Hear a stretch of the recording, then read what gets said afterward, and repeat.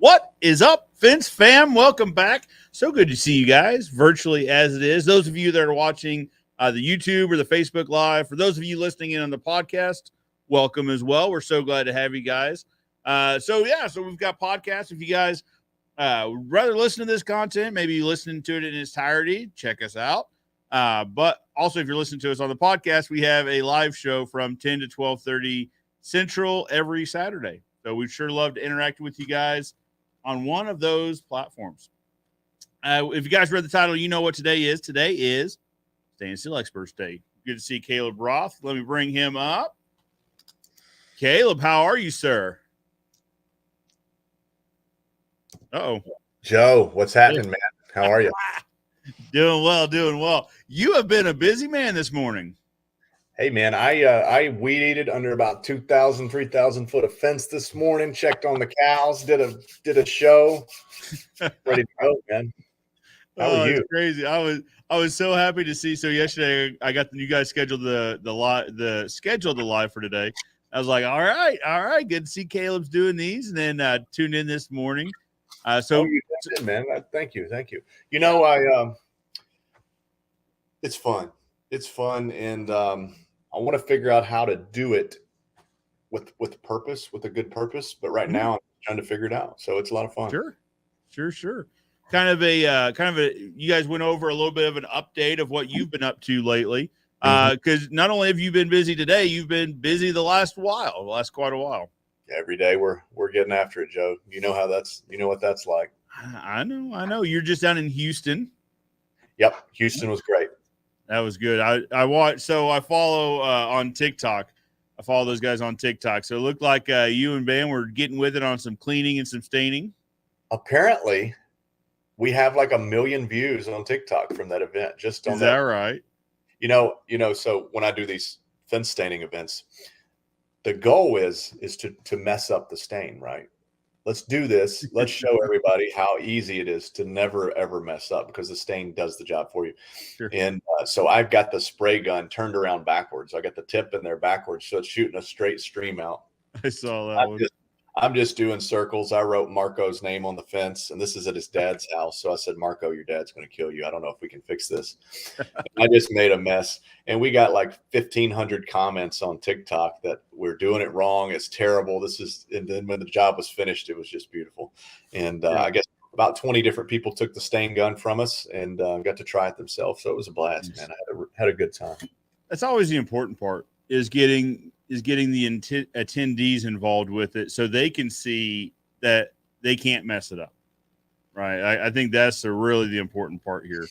Is like, listen, you may have never stained a fence before, but give it a shot, because it'll be okay. I promise. And this new equipment, man, it is so much. There is such an advantage with this new equipment. These new sprayers and things, unbelievable control, unbelievable overspray control that you can have, and you've got options now, man. When I started, it was like we put it in a it got stained everywhere when I started. Basically a splatter gun. It would make a mess. So you got some really, really good tools in the trade now. So it's really cool to see it coming along. Yeah, absolutely. Yeah, and I'll kind of recap what I heard you talking about on your show. Was you actually just dial this thing down as basically as low as it would go without being in prime? Is that right? Yeah, basically in the prime setting.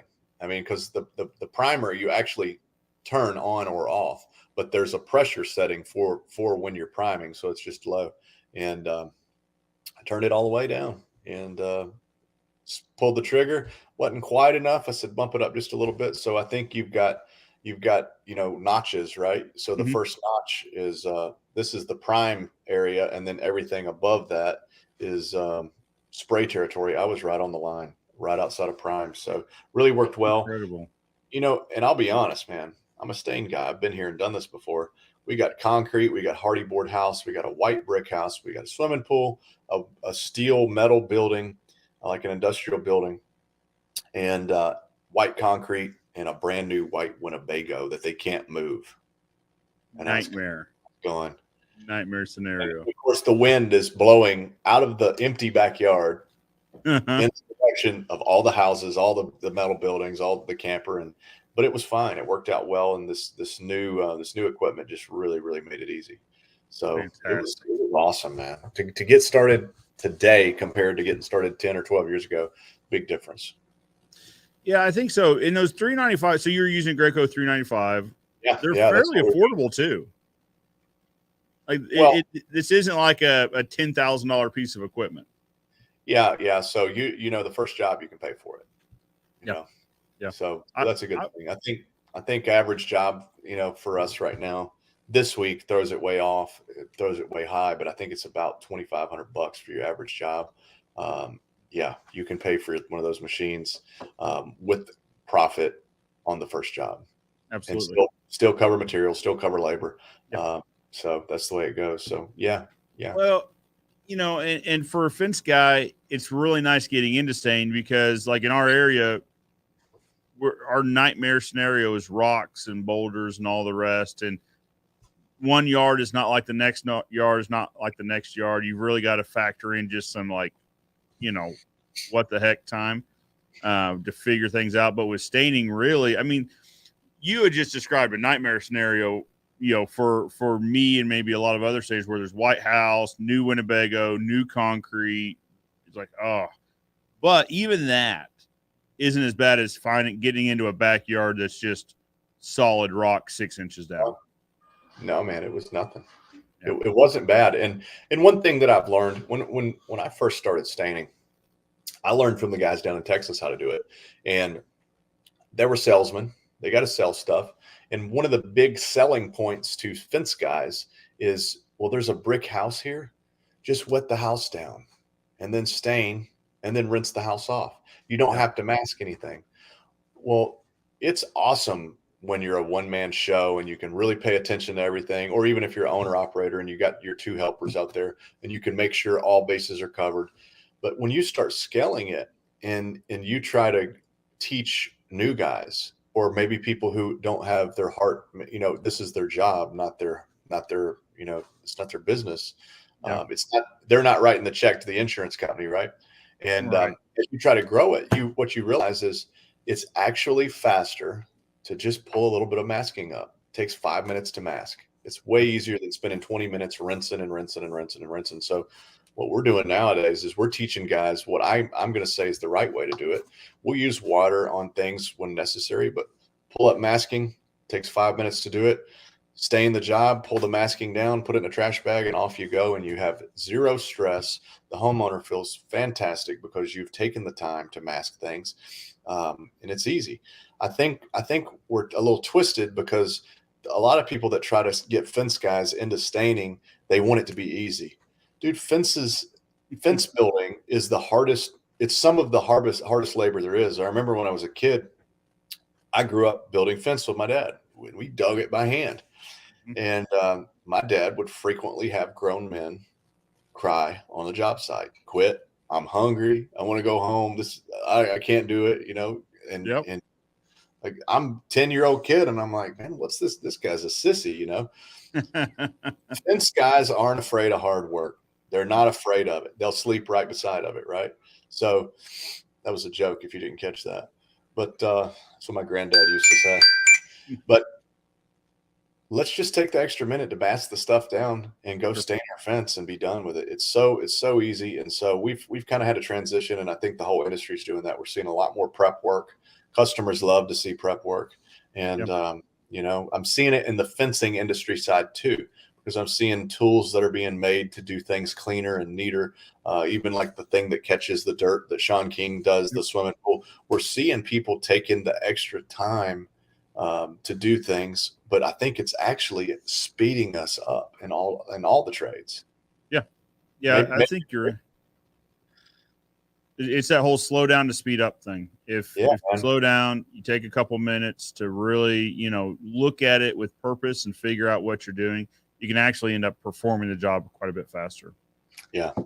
So that's what we're seeing. And I think it's a good thing. And so older I get, the more I get, I guess, like granddaddy used to say, slow down, son, let's do this, let's do this the right way. So that's right. I guess experience does that, but yeah, so that's where I think the industry's going. Isn't it funny? Like as the older you get, you're like, you know what? there was something to what these sayings were, where these things came from. You're like, oh, okay, I understand. Well, tips and tricks only get us so far. Now, there's definitely a place for tips and tricks, because every once in a while you get on a job and it's like, how are we going to do this? Well, old Sam here has been here for 30 years. Sam's got a trick or two. He can get us out of this tight spot. But Sure, I'm starting to like to follow the book more and more. Yeah. Well, and that's the thing is, like, growing up as a kid, you know, my dad and granddad were in it, and they would say much the same, you know, slow down to speed up and all this. And I was not listening. I was not going to follow. Like, listen, that doesn't make any sense. You can't slow down and speed up. You got to go full bore. Let's go, go, go. But now, yeah, I'm like, oh, okay, there was some wisdom there. There was some wisdom because you end up, you know, doing the work over because you flew past a warning sign. You weren't paying attention. Yep. And then it ends up costing you more time because you have to redo some work and all this. And now I can look back at that and go, oh, that's what he was trying to tell me is slow down and see the caution flags instead of blowing right past him. Well, funny thing is, you know, I was in Houston this week, and I saw two shops. One shop had a bunch of young guys in there building power washers, and they were just frantic. They were going everywhere, and they were so busy getting things done. And then I go over to Marco's dad's shop, who's 70 years old, and he has a stand. Everything is perfectly in its place. It's neat. He's not breaking a sweat. I didn't see him working at all. But in the morning, he's got all these racks are empty. By the afternoon, there's 12 pressure washers on aluminum stands with really nice fabrication work, all done, built. And he's like, yeah, he builds 12 a day. It's perfect. The guy, like, I've not seen him working. What's he been doing? They're just done. But they get these steps and they follow these processes, man, and they make every step count. And I think that's efficiency is important. Efficiency is everything, you know, especially right now. So right now, when it seems like the entire country is going through a massive heat wave, efficiency becomes a topic of conversation of, you know, when you've got plenty of time and the weather's great and this and that, like, you can afford to be a little inefficient. You know, you can go, you know, maybe go back on a step or two. Today, the heat index today here is supposed to be like 110 to 115. You don't want to make any extra steps. You want every step you make to be efficient and meaningful. So the conversation is a bit more poignant right now, I think. That's for sure. I'll tell you what, let's say hello to a few people. So, of course, you know, we're speaking to Caleb at Stain Steel Experts. And for more information on Stain Steel Experts, you can check out their link in the description below. Let's see who all is here. So Project Metal Music was here bright and early before the show started. Hey, Joe and Caleb. Project Metal Music. Now he's actually over in the UK. So good afternoon to you, sir. Appreciate you tuning in. Good day. But he beat out Roger. Roger, I don't know. You've got competition. Usually Roger's here really early, but Project Metal Music beat him too. Roger came and saw me this morning. Did he? Yeah. Early. First guy on the show. So that's why he didn't comment on ours. Okay. Noted. I'm sorry. Noted. Sorry about that, Joe. No. I guess I will accept the name Joy. I mean, my kids might beg to differ, but so I say I'm a joy to be around. So, you know, Caleb and the rest of the Fence fam. Absolutely, Roger. As always, Roger's great at reminding everybody to remember to do the thumbs up things, like it, or, you know, depending on what platform you're on. I think most of them are a thumbs up or a like or something like that. Yeah, it's free. It's free to do that. That's right. So, Caleb, this is something I'm going to start talking about. I was listening to, a TikTok of all places, but a guy that's really like dialed in on social media. So the reason people ask for likes is because it signals the algorithm that they're producing good content, right? But the algorithm is figuring out that some people just hit likes while they scroll. So they just like and like and like and like. It's a really easy one-click interaction. What he's saying is if you hold the like button, and this is obviously specific to Facebook, but then you get the bar across there of like care and love and laugh and the rest. If you pick one of those, is 3 times more impactful to the algorithm than just a simple like. That makes a lot of sense. It's because it takes more effort for the interaction. You can't just scroll and do those. You have to actually stop, press it, choose which one. You're engaged. I don't know. If you do that, you're definitely engaged. That's right. So maybe we start asking for different interactions. I don't know. So maybe if you give it a heart, it feels weird asking for that though. Asking for the like, you're like, oh yeah, hey, I like it. Give me some love, man. Come on. That's right. That's right. I don't know. I'm gonna start digging into it because I enjoy getting into the social media stuff, and that's just what I enjoy doing. So this is what I will be diving into this week. Aloha Fans, how we roll. I love that title. Josh. Woohoo, let's go. Thanks, Joe, for your help with the dog park. You're very welcome. And Caleb, thank you for working us through the troubled stain job we had. Got it all worked out. Hey, man, I just want to go work with Josh for a while, man. He's always in Alaska building things from Hawaii. And, I mean, come on, man. And he's one of these guys. The Fence fam is full of them. I don't want to make it sound like there's only a few. The Fence fam is full of legitimately good guys that care, right? Mm-hmm. They care about their customers. They care about the industry. They just care, right? And Josh is one of those guys. So, Josh, it was a pleasure to help you out. Absolutely. Josh had a dog park that needed some specific wire, and so we kind of connected some dots, and we're in the process of getting that sorted out and figured out. That's awesome. Josh, you're very welcome. A fellow Joe out there. Howdy from Southeast Texas. Hello, Joe. Michael says, welcome back, Joe. Hello from Northern Michigan. When is Caleb coming to my area? We've been talking about coming into Michigan, Detroit area, actually, this year, maybe in July or August. I'm not sure. Very good. Very good. We're coming. Yeah, summer is the correct time to visit Michigan, I believe. You wouldn't want to go in the winter or the early spring, late fall. I agree with that. Ideal Fins is here. What is up, Joe and Caleb? From North Central Indiana, I just stained my deck last week with chestnut. Awesome stain, awesome color. Awesome, man. I like chestnut a lot. A lot. Hey, chestnut and pecan for me are like tied for first. I really like pecan as well. Very close. We do a little something to the pecan to kind of kill out some red. So if you put that on a fence that's got red in it, it'll kind of kill that out. But yeah, they're real similar colors, man. Yeah, it's tied for first. So Caleb, this is an interesting question. In terms of this, these are probably numbers you guys look at. In terms of sales, what would you say your most popular colors are? Does it vary by region, maybe? No, I can tell you exactly what it is. Let's go. All right, I'm going to take you guys for a little ride here. So, number one most popular color, pecan. Okay. There's a piece of pecan wood right there. That's what it looks like. It's a really nice natural color. It's the same color as cedar tone, except it's a semi-transparent. Cedar tone's a transparent. So that just means it's stronger. There's more color in it. So it's going to last longer. Number two, Bam Bam. Check me if I'm wrong. I do believe this year, number two has been our honey tone, which is a really nice gold. And looks like you just took a big bucket of honey and poured it all over the fence. Okay. Bears will frequent your yard if you do honey tone. And chestnut and walnut are both tied, in later on. But you notice the chestnut, everything's backwards on this TV, man.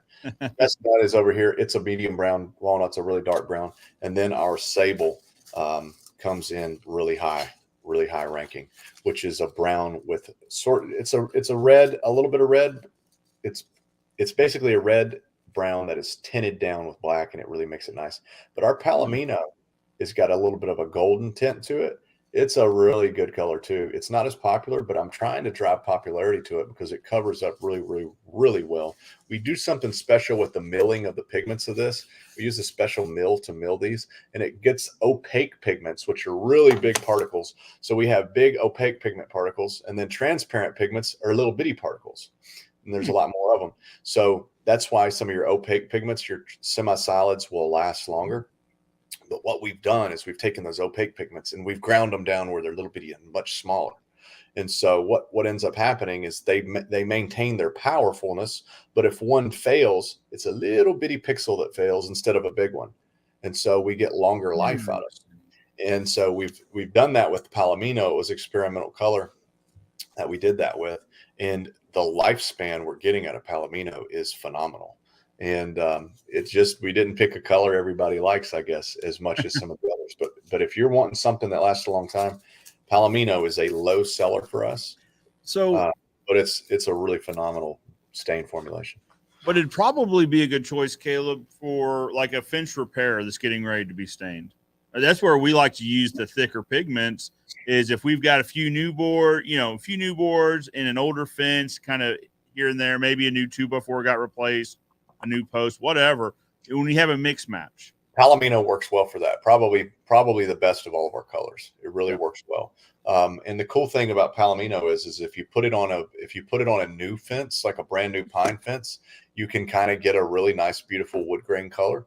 And but you can also go a little heavy and put it on a really old fence and mix and match stuff, and it'll blend it in very well. So I love it. It's a great color. I like the formulation. I'm the mad scientist, so I like that formula. It's a really good formula, and we're going to transition doing a lot of our colors that way because it's going to be a better product. But we got to buy a special mill, and mills are never on sale. So they don't grow on trees, huh?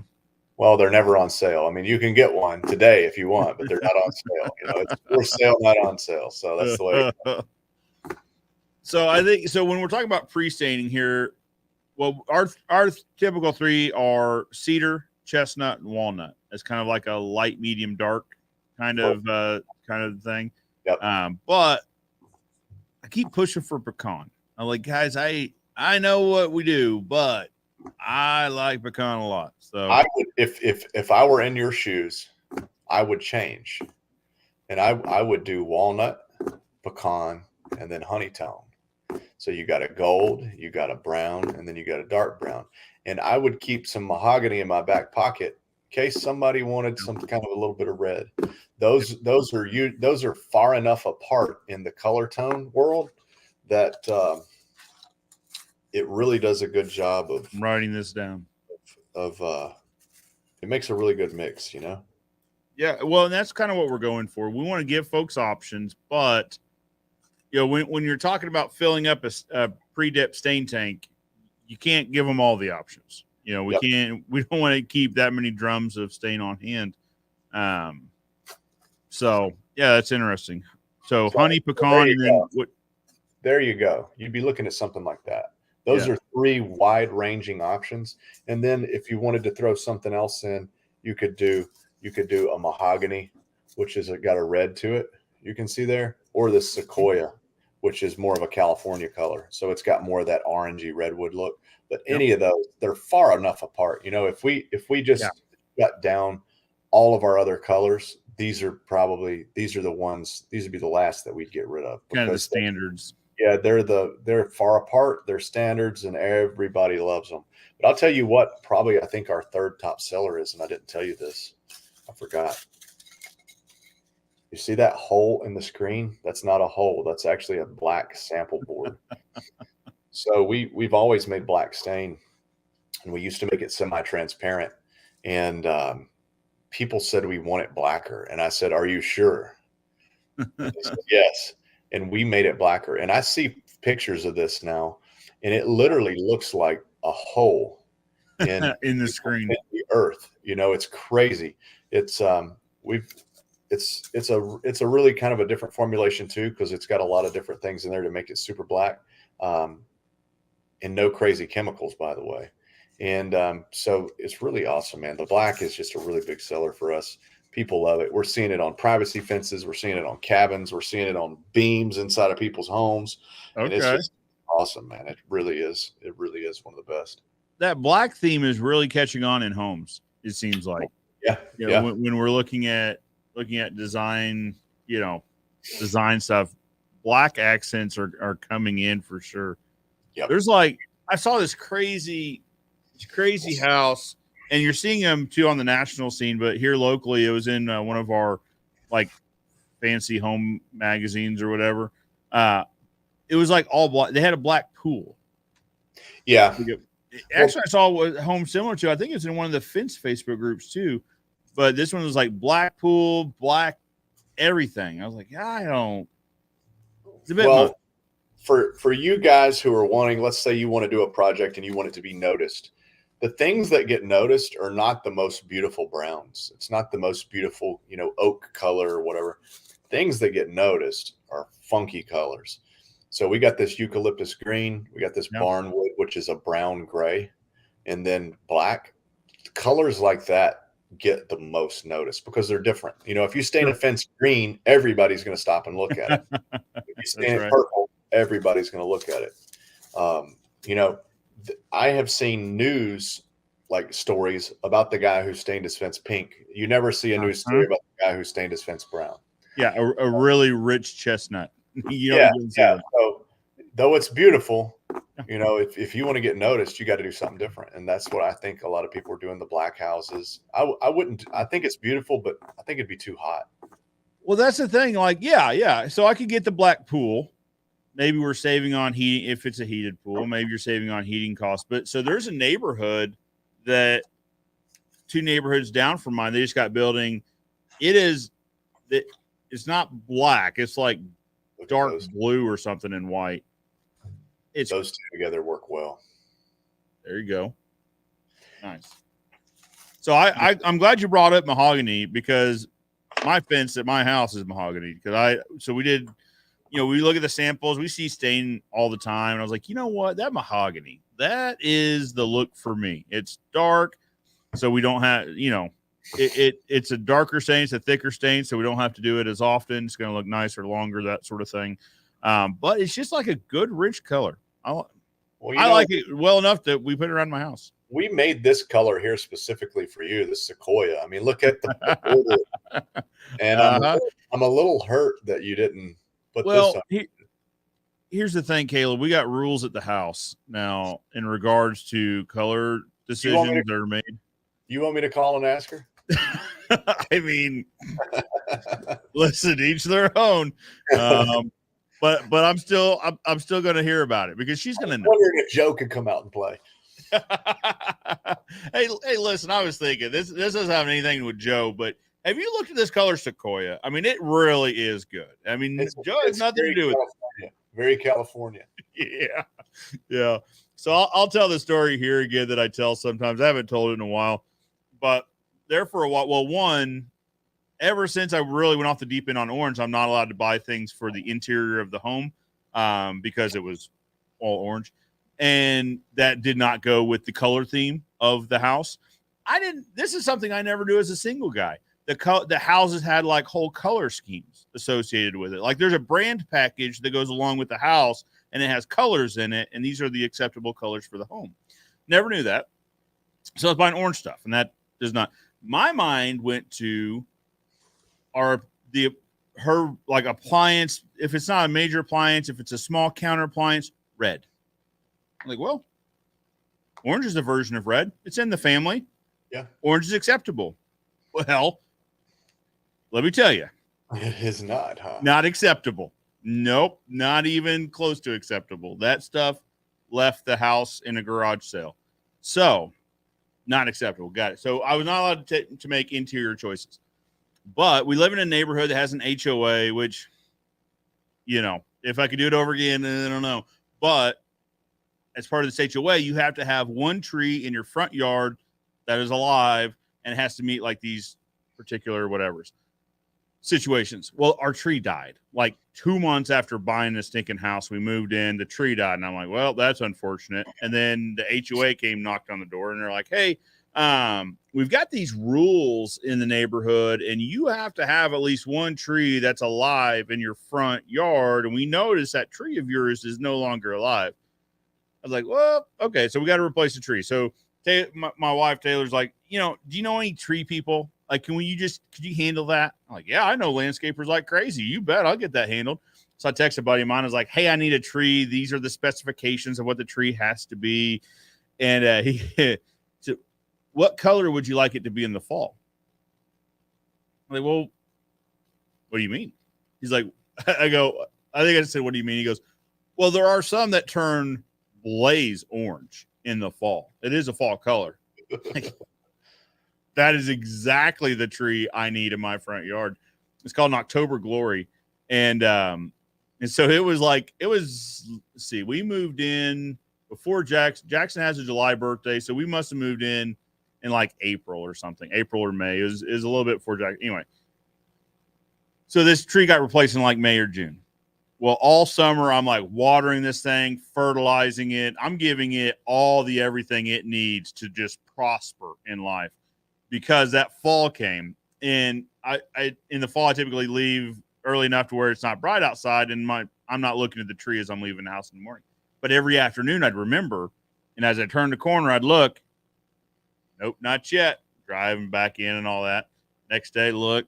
Nope, not yet. But then one glorious day, turn the corner, you just like flame orange. I mean, it is bright. And I backed in, and one of the neighbors like walking her dog by. And it's like, love the tree. Like, I know. Because I drive, like, this is the gimmick. Right? I drive bright orange truck. I'd wear bright orange shoes, the whole thing. So I walk in the house, and wife was not as on board as the neighbor was. And she goes, the tree? I was like, is something wrong with the tree? I could go water it or something. She goes, no, the color of the tree. She's like, are you kidding me? What? She goes, it's bright orange. I said, I know it's bright orange. Like, who do you think bought this tree? I know it's bright orange. She goes, that is ridiculous. It will just look ridiculous. I was like, well, to be fair, she goes, what was the neighbor? Like, the neighbors will laugh or something like that. I go, listen, I just saw one of the neighbors and he thinks it's hilarious. So I have a feeling the rest of the neighbors are going to think it's hilarious too. And fun. To this day, that tree still stands. I was kind of surprised about that. I really expected one day to come home and that tree's just like chopped over. Yeah, pet beaver. When they knocked on the door and said, the tree, it's got to be replaced, I would have said, oh, that's fine. You guys can just get to it whenever you want. Get it replaced for me. So this came up in the neighborhood. So someone else kind of did that. They're like, well, knock yourselves out. So this is in the art, like the whole like covenants and whatever's restrictions and what they can replace it and then charge you for it. I was like, and they played that game with somebody, and that person ended up having to pay it, because then it's a whole legal thing. And then they obviously moved. They're like, all right, well, screw you guys. I'm out of here. It's HOAs are wild, man. They are a trip. Now, people can be wild, and there you go. Yeah. That's right. Because this was a previous board. And then so I sat on the board for about 6 months, because at the time the restrictions were all Shadowbox. Everything had to be Shadowbox. And I'm like, well, as a fence guy, I think that's a little ridiculous, because Shadowbox isn't good for anybody, especially the guys that have to weed eat, because grass grows up between those boards and you can't get to it without destroying the fence. So I got on the board. I'm like, listen, as a fence guy, I'm telling you that Shadowbox fence has got to go. It's got to be privacy. It's just easier. It's easier to maintain. It's a better look for the neighborhood, and this and that and the other. And we got it passed. It's way less money too. Right.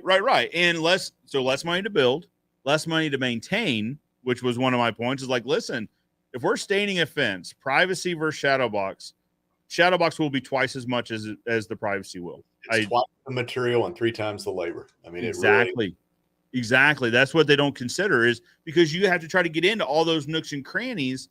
It takes forever. It really does.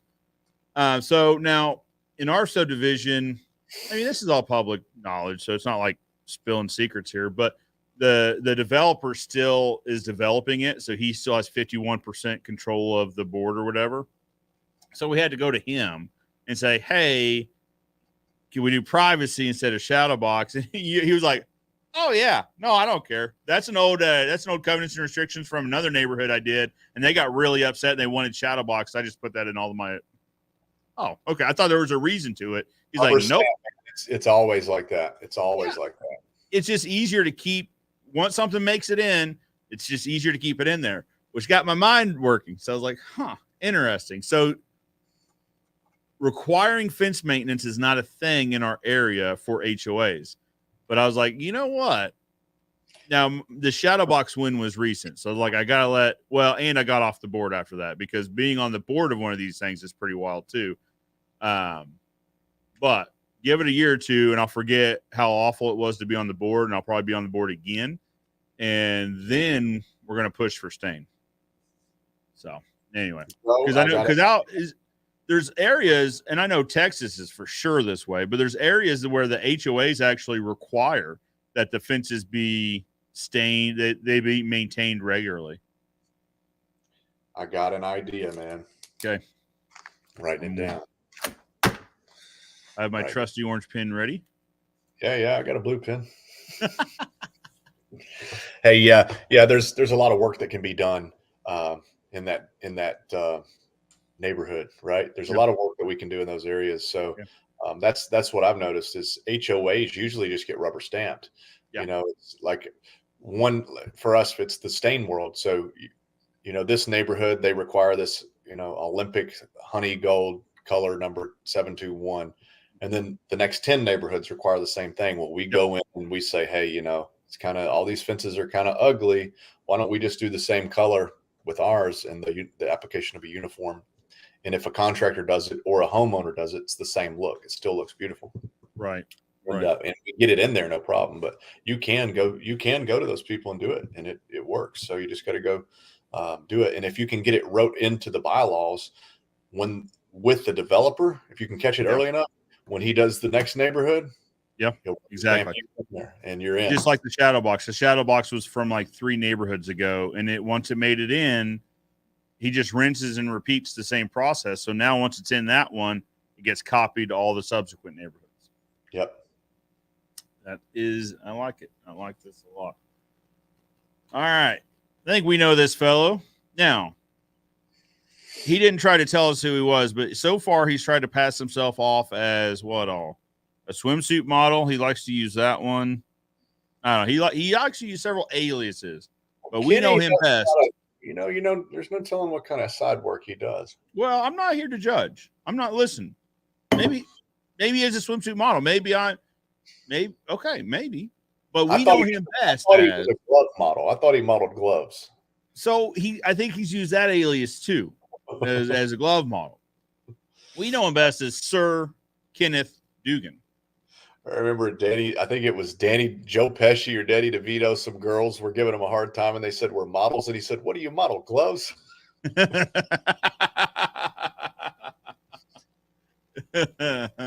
Well, what was it? One of them was a hand. There was one episode where one of them was wanting to become a hand model or something, and so they had to keep their hands in like pristine like condition. Oh, those were the days of good television, not this nonsense that's on today. Nathan Downs, what's up, Nate? Says on the masking, how do you actually recommend doing that? You guys have the paper rolls with the sticky tape on one end. Great question. No, man, Nathan, it's so easy. Go get a 400-foot long roll of that thin plastic. That's painter's plastic. It's called painter's plastic. You got a lot of videos on YouTube about how to do it, but you just stick it up there. I just like to pull it up. You can, if you're on vinyl siding, you can use clamps. You can use masking tape or duct tape. You can use duct tape on brick. Never, ever use duct tape on hardy board. Just use masking tape, but it's easy. If the fence is touching the house, you can have somebody go to the corner and kind of push out on the corner of the fence and then shimmy it in between. You can take a 4x8 sheet of Luan or underlayment, that's like real thin plywood. You can slide it between the house and the fence. There's lots of things you can do, but masking's so easy. So easy. Well, it's funny when you're a fence guy, you start thinking about how you build fence a little bit differently, because now when we have a fence butting up to siding, we'll leave about a half an inch because we're like, all right, somebody's going to have to come stain this thing eventually. So, because before we always ran the pickets right up to the house. Yep. You want to talk about a pain. So what we'd have to end up doing is taking the picket off. Well, there's other ways to do it, I guess, but we just take the picket off, put that in there, put the picket back, leaving a half inch, because all the boards always shrink anyways. So we would basically take it off, scoot it, and then nail it back, giving ourselves a little wiggle room. Anyway, now when we're building it, we build it with that half-inch gap right at the house. One of our best contractors here in Nashville, Prince's Fences, he sends us every job they do, we get to stain it. And we have footers here, just like everywhere else, but you can't dig down without hitting the footer. And so some guys will break through the footer, which I do not recommend. Other guys set their posts back from the footer, so there's a foot gap between the house or 6-inch gap. And if you're doing a regular privacy fence where the 2x4 the stringer can pass the post and butt to the house, that's no problem. But if you're doing a cap and trim style that's toe-nailed, and you can't do that. And so people end up with these little short sections of fence that are not really nailed to anything, and they can kind of come loose. So Chuck Prince they don't set a post. They actually mount a 2x4 to the house, anchor it to the house, and there it is. Cap and trim runs right to it, and it's beautiful. And so every time we get a Prince's job, we know it's a Prince's job because it's got that 2x4 bolted to the house. We got to cut it all in by hand. It's not a problem. We're fast at it now, but at first, man, it was you always hang your head a little bit when you knew you had to do that extra work. Bolting to the house is like a whole wild conversation right now, because I'd always been brought up like you never attach to the house. Just not ever. No, it's not even. There's several things, right? Is that, and I'm sure this might vary by regions, but we get some really deep winters. We all obviously get some really hot summers. And so the housing foundation moves at different rates than the ground moves. So you attach your fence to the house and your house moves quite a bit and your fence doesn't move as much. Well, now all of a sudden that's putting stress on either the house siding or whatever, or onto the fence. It's going to pull the fence panel away from the post. That's always been the conversation I've heard. But then also when you think about it, when you're bolting this thing through, you're penetrating the vapor barrier of the house. I mean, you have to, unless you're using half-inch screws or something that only penetrates. They're doing it on brick houses where we are. It's always a brick house. Okay, so maybe they don't go. I don't know, but that would just make me nervous to beyond belief. I mean, we never did it that way. But his workmanship is primo. I'm not quite. Yeah, absolutely. And they've probably figured it out, but and they've been doing it for a long time. And I know the guy is very analytical and sure. So I think if he was having problems, he would stop it. No, absolutely. And they've probably figured that out. So I think they're doing great with it. Sure. But I would much rather have that gap between the house. Certainly. It always makes me nervous when I hear people do it. And I've said that on like recorded videos, and I catch a lot of flack for that because there's a lot of people that do attach it straight to the house. The review video, the last review video, not the current one, but the last one, it was like the This Old House show, like straight attached to a latch post to the house. It's like, well, I mean, okay, but latch post to the house. So the latch post was they twist. Yeah, it was freestanding, and it was doing that. It was twisting, and it was kind of falling out of plumb. So they had made he cut a piece of 4x4, didn't he, Braden? On This Old House, I think he cut a piece of 4x4, sandwiched it between the house post, sandwiched it between, and then ran a lag through the post, through the spacer, into the house, just to solidify that. And because it was an unsupported post, it wobbled a lot too when you shut the gate. So you attached it to the house. We've seen that. A lot of guys hanging, you got 10 foot between the house and the property line, and they need a 10-foot gate. And so they're trying to hang gates on single posts. Yep. Anyway, so it always, anytime I hear that, it makes me nervous. I mean, obviously, it would be my luck, though, that I would do all this research and I'd figure out how to do it really right. And then I would have that one house 10 years later that has a water issue, because the vapor barrier got penetrated. And then that would be terrible. It really we're named in a lawsuit. Like, Nathan, call me anytime you need help, Nathan. If you're watching still, give me a call anytime. We'd love to help you. And I think you'll love what we do. So it'd be fun to hang out sometime.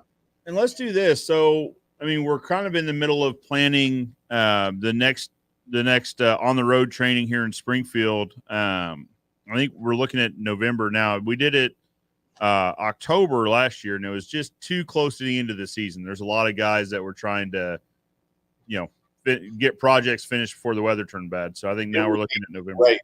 If we could get a 50-foot.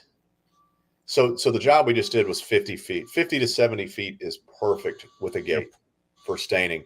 It really is perfect. And if we could make something like that happen, and then another 50 to 70 feet for cleaning, if Yeah, you can do that, I'm noticing that the level of training goes up so much because we're sure. not talking so much about, we can talk about concepts and then we can actually do it. Yeah. That would be, I know Well, we we've did got last year. so we're at that same location. So we did that long line of fence this last year. Well, we didn't during the training. We did it after the training because it poured per usual. It poured the entire training. But there is probably 20 to 30 foot. It makes it a Z or a jog. So it's like 30 foot of a jog, and then it goes for quite a ways behind that parking garage there. We could stain part of that, clean part of it. And they're not, they won't complain if we clean some of the fence, Why don't we look at the weather this year? And if Yeah. it is going to rain, let's go buy us a tarp. Yeah. 12-foot tarp that's 30 foot long, and we'll just go out there and we'll staple that tarp down for a couple of days ahead of time in one or two sections. Get a brown one so it matches, and Sure. I think we could stain that fence even if it was really really wet. I agree. After putting all that into it, and not being able to stay in the fence is like, oh man, we missed half the training. Yeah. I think it was still a success. We still covered a lot in the classroom, but you really want some practical application training as well. And the part we're going to stain, we can stain behind that parking garage. They won't care if we put a blue tarp over it. It's not visible from like where most of their public traffic is. So anyway. Probably an orange tarp that says Ozark Fence on it would be a good idea. Yeah, we could probably make that happen. We could probably arrange that. But anyway, as part of that, though, I mean, maybe we should probably take Nathan's question into consideration and talk about tarping there too. Or talk about masking rather. How would we mask? If there were there's not houses right behind it, but if there were houses behind it, how would we handle that? How would you tarp this off? This parking structure, how are we going to mask it off to prevent overspray and all that? Yeah, so there's a lot of stuff we can do. I used to be a fireman, and we would actually use a fog nozzle to spread out water, and we would, if let's say you had a propane tank that exploded and blowing out the top, you got a 50-foot flame that's 10,000 degrees, 2 hoses. So I'm in the middle, and I got 2 lines of firemen on both sides of me, and we got 2 hoses, and we've got, you got a nozzle that twists, and it's a straight stream or a fog. You get the fog. You can't get anywhere near it, even with your fire clothes on. But if you get those 2 fogs, you can go all the way up to it. It'll keep the heat off, and you go all the way up to the tank. And then you reach right inside, turn the valve off, the fire goes out. We can block overspray the same way we can block heat. So you'll see guys out on some stain jobs sometimes with the water hose, kind of a fog or a shower head nozzle, and maybe you got a windy section, you're staining the fence, and then this guy over here is just spraying water right in the air. That overspray hits the water and it drops right there. And so there's a lot of different tips and tricks we can do. And our stain's really thick and heavy. It's not thin and watered down like other brands. So the reason for that, there are multiple, but one of the biggest benefits is it falls. It's heavier, kind of like, if you ever notice like a latex paint is thick, it falls to the ground quickly. Where some of the thinner stuff, it just travels so far. It's blown around. Yeah, man. You need it thick. Well, also joining us, Bam's here. What's up, Bam? How are you? Good morning, sir. Let's see. And then the one and only Dan Wheeler, the Fence Industry Podcast. What's up, Dan? Keep doing what you're doing, man. Keep doing what you're doing. I agree. That is so the new podcast come out on Wednesday, and that is my Wednesday morning commute listen. I'm ready to get on the podcast again, man. I mean, it's exciting. It is. Tell you what, people are listening that people you don't know are listening. So, because I'm hearing some pretty big names call me up and go, I was listening to the Fence Industry Podcast. So I know you feel like you're on an island sometimes when you're doing stuff like what we're doing right now, but there's people listening. Yeah, I agree. Yeah, Dan is up to some really good stuff. If you guys are looking for content in the fence space, check out the Fence Industry Podcast for sure. We know this person. What's up, Ashley Roth? How are you? Martin OG7 says, hi, all from Martin in the UK. What is up, Martin in the UK? Good afternoon to you, sir. Good. Appreciate you. Good day. Good day. Roger Bencourt says, oh, he's just saying hi to Project Metal Music. Sure. I remember this. It's Jeremy. Ah, see, I'm remembering things. Hi from Texas. What's up, Jeremy? How are you? Because last show, Caleb, he informed me that it's Jeremy rhymes with Jeremy. I was calling. I don't even want to get into it. Yeah. All right. I think we know this fellow, Empire Fence and Netting, and we know who is on this account at the moment because we got a woo. Every day at our shop, we get that now. Yep. I love it. Oh, that's great. So the only Matt Warner. Hey, I was bragging about Matt earlier. You should have heard what I was saying about him, man. Should have heard Matt. No, I heard. Don't let any of your other vendors know or distributors know. But he's your favorite. So yeah, I mean, as one of your distributors, that makes my heart hurt just a little bit. Joe, I might say the same thing on this show. It's okay. It's all right. If I gotta play second or third fiddle to somebody, that's a pretty good one to play second or third fiddle to. Hey, sure. I love it. I love there's a saying, iron sharpens iron. A lot of people, I'll give you a great example, and I don't think he will mind. Anybody in our staining group knows a guy named N. Whitcomb from Patriot Stain and Seal. He's a test pilot from the military. You don't become a test pilot if you're not an extraordinary human being, first of all. So the real top gun here. And now he's a commercial pilot, but he also has one of the biggest staining outfits in Texas. And a lot of people think N's a jerk because he says things that are very direct. He says things that are the truth. And a lot of people don't like the truth. And sometimes if I'm doing something maybe dumb or making not such a great decision, N will call me and he will say, that is stupid. Stop doing it. Right. And then he will tell me why. And people around me go, I don't even know why you talk to the guy. I would never let anybody say that to me. And I go, whoa. That's exactly the kind of people I want to be around. And so when people call me and either give advice or say, hey man, that could end up bad for you. And here's why. I love it. And I love it when Ian calls me and we talk. And Matt calls me and talks to me like a father. And I love that. And I yearn for that in my life. And I think everyone else should too. And so that I think is the connection with me and Matt there. He can call and talk to me like the older, I'm 34 this year. Matt, I guess, is 50. He's not that much older than me, but he talks to me because he's got the experience and he knows I'll listen. So I appreciate Matt when he does that. And I think everybody needs more of that in their life. Well, I tell you, so I had text Matt this or messaged Matt this earlier this week. So Matt's got this thing. So Matt's family owns a beef farm, like a heritage farm. They call them these different things in different areas. We call them heritage farms. They've been in the family more than 3 generations. And century farm if in Tennessee, if it's over 100 years.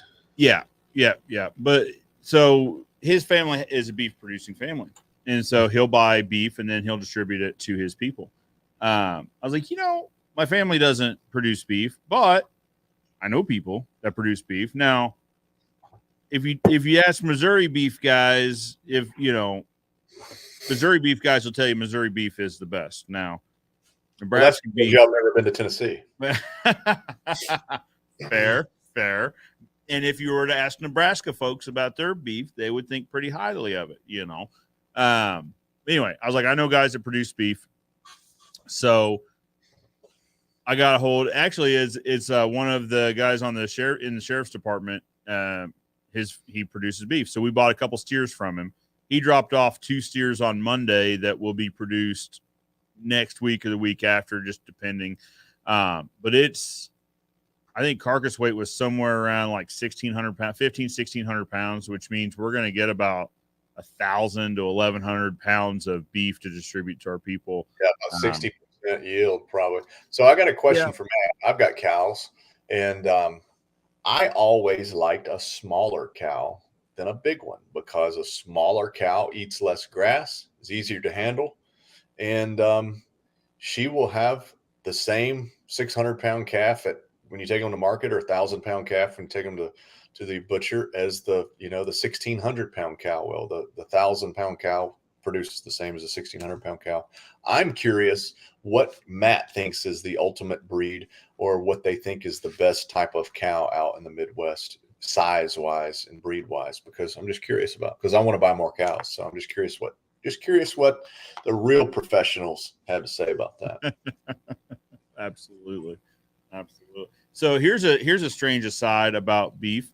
So the radio station that we advertise with takes its advertisers on a trip once a year, and one of these trips was down to Mexico, down to Panama, is where Panama City, Panama. And so we went to a steakhouse. I'm gonna have some steak. So I ordered steak, and I took one bite, and I was just insulted because how bad this steak tasted. Really? Like, what is this nonsense? This isn't steak to begin with. Like, this is not. Well, I was talking to one of the other guys at the table, and he kind of laughed. He was like, "Oh, no, that's Brahma." So they have different cattle down here because they have different environment and stuff like that. He goes, "No, that's Brahma, and that it probably tastes how it's supposed to taste. It's just not what you're used to." So I ended up getting 2 entrees that night. I ended up ordering a different meal because that was just, my mouth was used to tasting our steak here, and you get something else and not the same. We used to get Brahma a long time ago, or they came into the country, our area of the country, years and years ago, but they were just crazy. They got the big hump on their back, and they're brindle color. Those things that jump a fence and run across town, and they just act wild. And everybody around here got rid of them. They came in, and then they left because they were wild cattle, man. Yeah, everyone said, "Well, we learned that lesson. Okay, we'll send them back." They were crazy, man. And the way our bulls are and stuff around here, like Grandpa walks over the fence and goes, "Come here, bull," and the bull walks over, and so we like them pretty tame around here. I tell you about some crazy bulls are bison bulls. You want to talk about some crazy individuals? They're fast.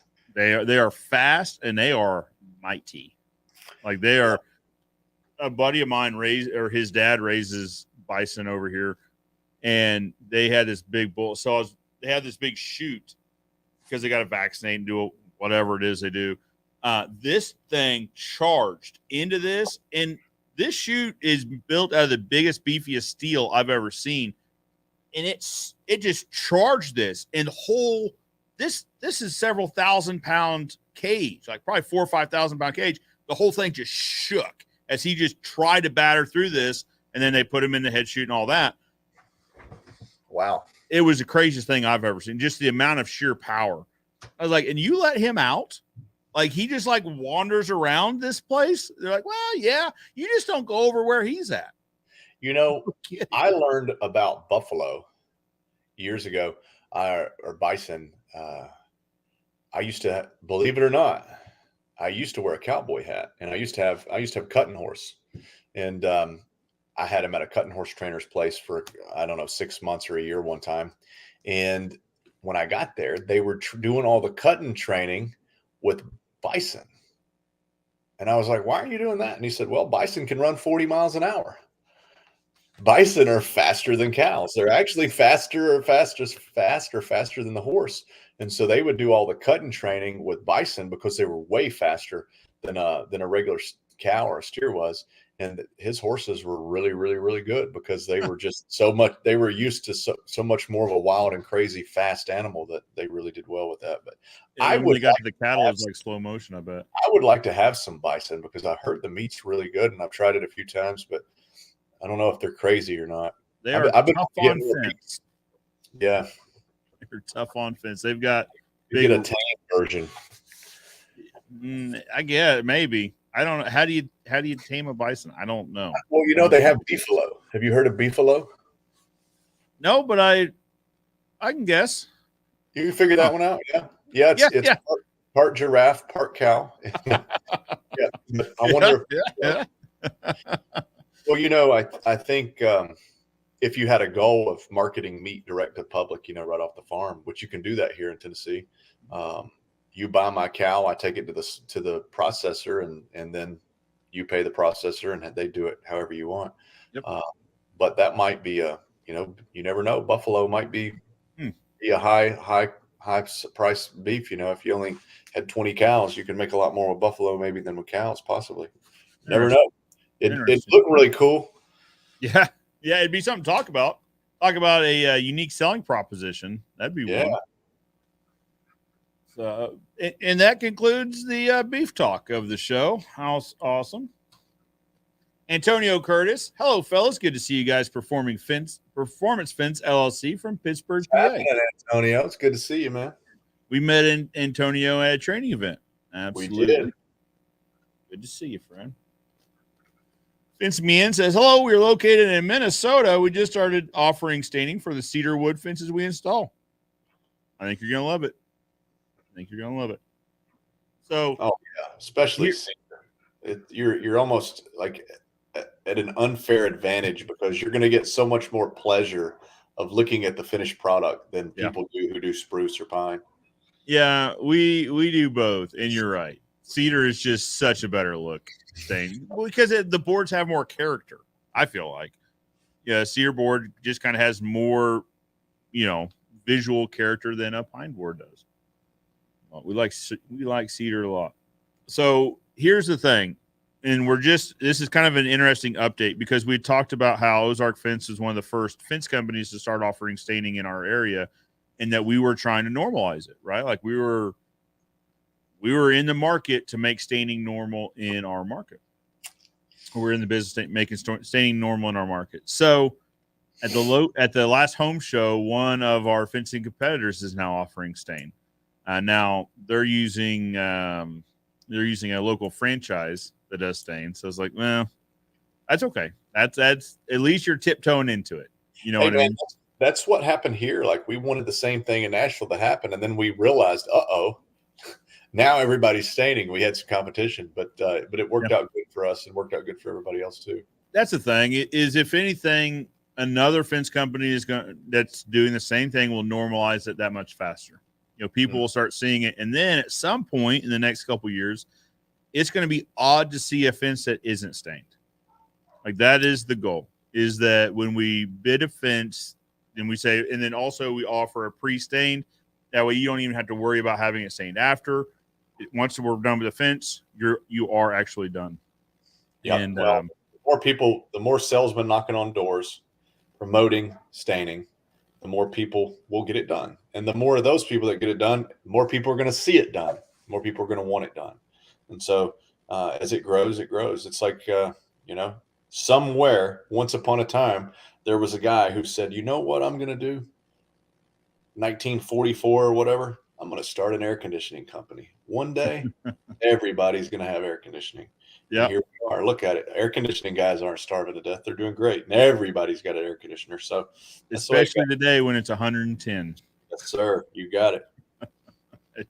You got it. Anyway, fence me, and I think you're going to enjoy it. Let us know if there's any questions. Roger has a point, which I agree with. Says one has to admire the instant data-based answers from Caleb, Mr. Johnny on the spot. I don't know about that. Absolutely. Well, this comment was made probably when we were talking. When I said, "Hey, what do you think the number one stains are?" And you're like, "Well, I'll tell you. They are these, and these." Data on the spot. We are data driven. Very, very, very true. We are data driven. You have to be. You really have to be. You have to be analytical about your business and less feelings based. Feelings can get you in trouble sometimes. I get you in trouble, but you make different decisions. Yes, I read all the data, and then based on all the data, I go with my gut feeling. Does that make sense? Yeah. You formulate your conclusions then. Yeah. We We also know this fellow. What is up, Walt Dennis? How are you? Walt and I played phone tag all day yesterday, Walt. Who won? I'll talk to you soon. Nobody's won yet. Nobody's to be determined. Yet. To be determined. Roger says that black would be easier than the. How do you say this? Shugibon? Shugibon. However you spell it. Yeah, okay. And however you say it. Shugibon. SHOU. There you go. Gotcha. That's it. You're very close. So black pre-staining black would be much easier than the Shigibana. It is the same look. It really is. Oh, here's one of our guys. John Otto says, how about that orange stain? How about that orange stain? All right. Well, yeah, we could use it at everybody else's house except for my own, because that would be it. You know, I think I don't care what my wife says. I'm going to put that on our shutters at our house.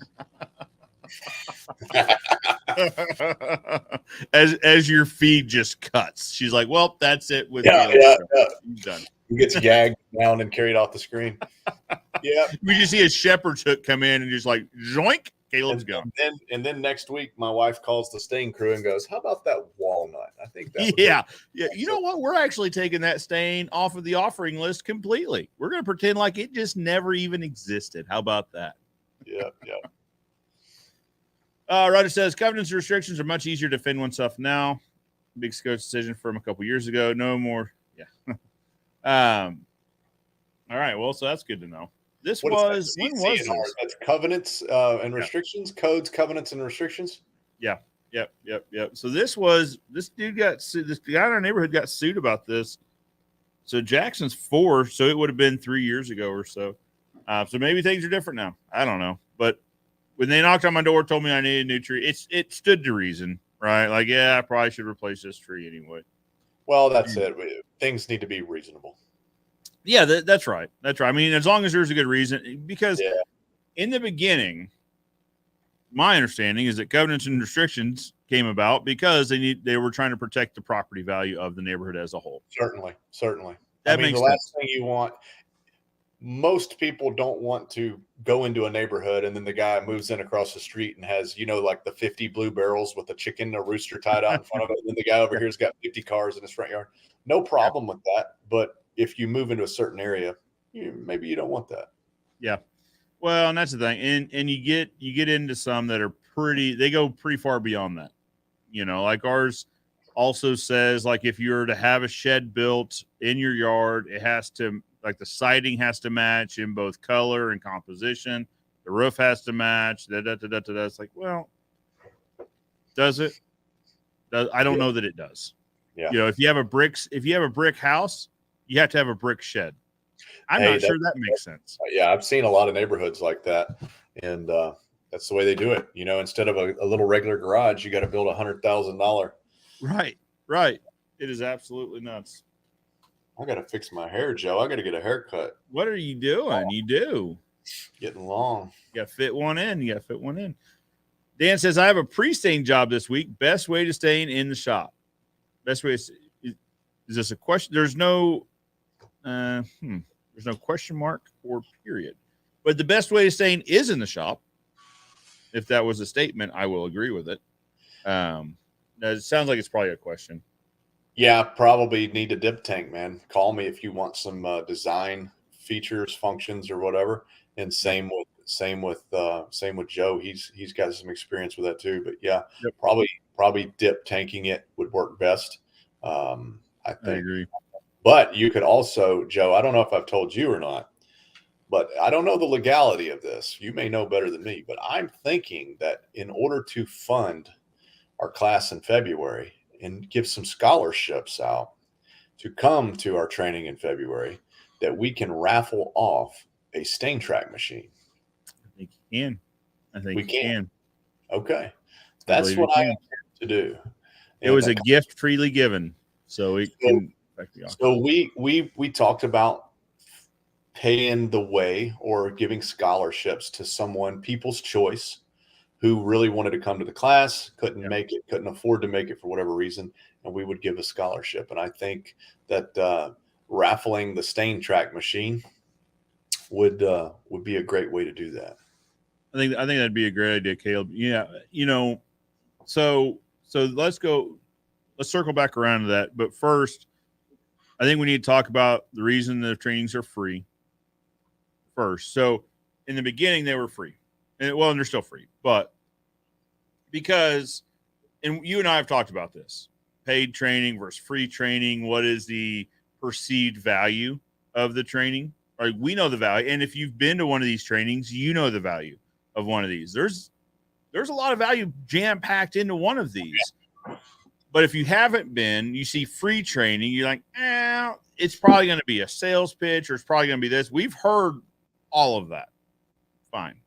But our nightmare scenario is a guy that needs this training the most, someone new in the business or someone just considering on getting into the business, isn't able to attend because it has a $500 price tag, a $1,000 price tag, whatever the price tag. They can't afford it. Sure. So maybe they don't even get into the industry at all at that point. Yeah. But had it been free, maybe they become one of the giants in the industry 10 years later, 8 years later, whatever it is. Maybe the industry is worse off because they didn't have the opportunity to attend. Yeah. So it stays free, and it will stay free. Well, that is true for me, but the reason I started it free, what I know you have different reasons than me probably, when I really started doing the trainings, it was request after request after request, and everybody wanted to pay to do training. And a good friend of mine, Jacob Salem, you know him, he was world famous for building courses for people that they could sell their course over and over. And there's a lot of spaces, particularly digital space, where people sell courses, and some people make $1 million, or a couple $1 million selling courses that they build one time. And he said, I think you could do very well with a course. And so we built this website. We started building all the courses, started doing all this. We set price plans. We started a mastermind and put it all together. And right before we launched it, it was on my heart. It was just like, there was a feeling. I didn't know what it was. And one night, my wife and I were going for a walk and holding hands, I do believe. And I was just like, you know what? I'm just going to do it for free. And when I said I'm going to do it for free, it gave me freedom. It was like the weight of the world came off of me, but it also was like, I can do whatever I want with this. I don't have to be within the confines or wearing the handcuffs of one thing or another. And I think there was some of it was like, hey, you really have to deliver. And I think sometimes when you really have to deliver all the time, like these people are paying you by the month or whatever, and I got to always be, you're going to put some fluff in there, Sure. Right? I got to come up with more stuff. So I'm going to put some fluff. So I think some of that went away. And then same thing you're saying, if somebody couldn't afford it, that would be a problem. But I think now that it's for free, like I make my money in the staining business. I don't make my money by teaching people or giving courses. So I still think it'd be cool to have a course that made me a bunch of money. That'd be awesome. But I really think it'd be more awesome to just give it. And, I think Zig Ziglar said it best: if you help enough other people get what they want, you too will get what you want. So it'll help you get what you want. There you go. That's the way we do it around our place, and we feel pretty good about it. Well, so in saying all that leads up to the point of we want to take that a step further this year and offer scholarship, because there still could be some people that aren't able to attend simply because of the cost of getting there, right? Or the cost of the hotel, or the cost associated with travel. So that's one thing we've been kicking around is, offering a scholarship or a couple scholarships. So we're still kind of ironing out what that looks like, but to take that idea of not only is it free, but in the right situation, we'll make it possible for you to attend. We're taking that theory a step further by actually offering scholarships. Yeah, we'll see how it goes. I'm excited. And I'll tell you a funny story about, it's a joke I heard about a raffle. So this guy had a racehorse, and the racehorse, I think, was actually dead, but they had pictures of the racehorse alive. And they we're gonna raffle this $1 million racehorse for $1,000 a ticket. Here's the picture of the beautiful horse. He's great. And so they sold like $2 million worth of tickets for this horse. And then they announced the winner, and they called, the $1,000 ticket guy. And they called him, the day after he won, and he said, "We have terrible, horrible news. It's awful." He said, "The horse has passed away." And the guy, panicked and was like, "Oh no, that's terrible." And he said, "But it's okay. We're going to give you your $1,000 back." Oh, isn't that terrible? But yeah, so I want to make sure we do this raffle thing right and legally, and do it just well. So if anybody's got any experience with that, I would like it. And if we got to set up a separate entity or whatever to do it, we will. But I think the Stain Track machine would be a great way to do it. Put some attention on the guys over at Stain Track. And I think somebody could really use the thing, somebody could really use it. So that'd be awesome. It is a used machine, slightly used, but it's all been brand new rebuilt. So how many hours is on it, Joe? It's not got many hours at all on it. No, not on the new equipment. No. So it's a machine that we used here for quite a while before we have the shop that we have now that we pre-dip at. But then they kind of swapped out all the hardware, the hoses, the pump and all that. And then we hadn't used it since then. So it's essentially the workings of a brand new machine. Now the chassis, a few years old. We put some miles on that chassis for sure. It looks brand new. It's sitting at my shop right now. It looks brand new. I couldn't tell you how many thousands. Yeah. I didn't mean to say it's rough. I just mean to say it's been used quite a lot. We've put several thousand boards through it, but the workings are, of course, brand new. I think that machine would work great for job site staining. On the job site, put a board through and put it up. I'll tell you how we used it.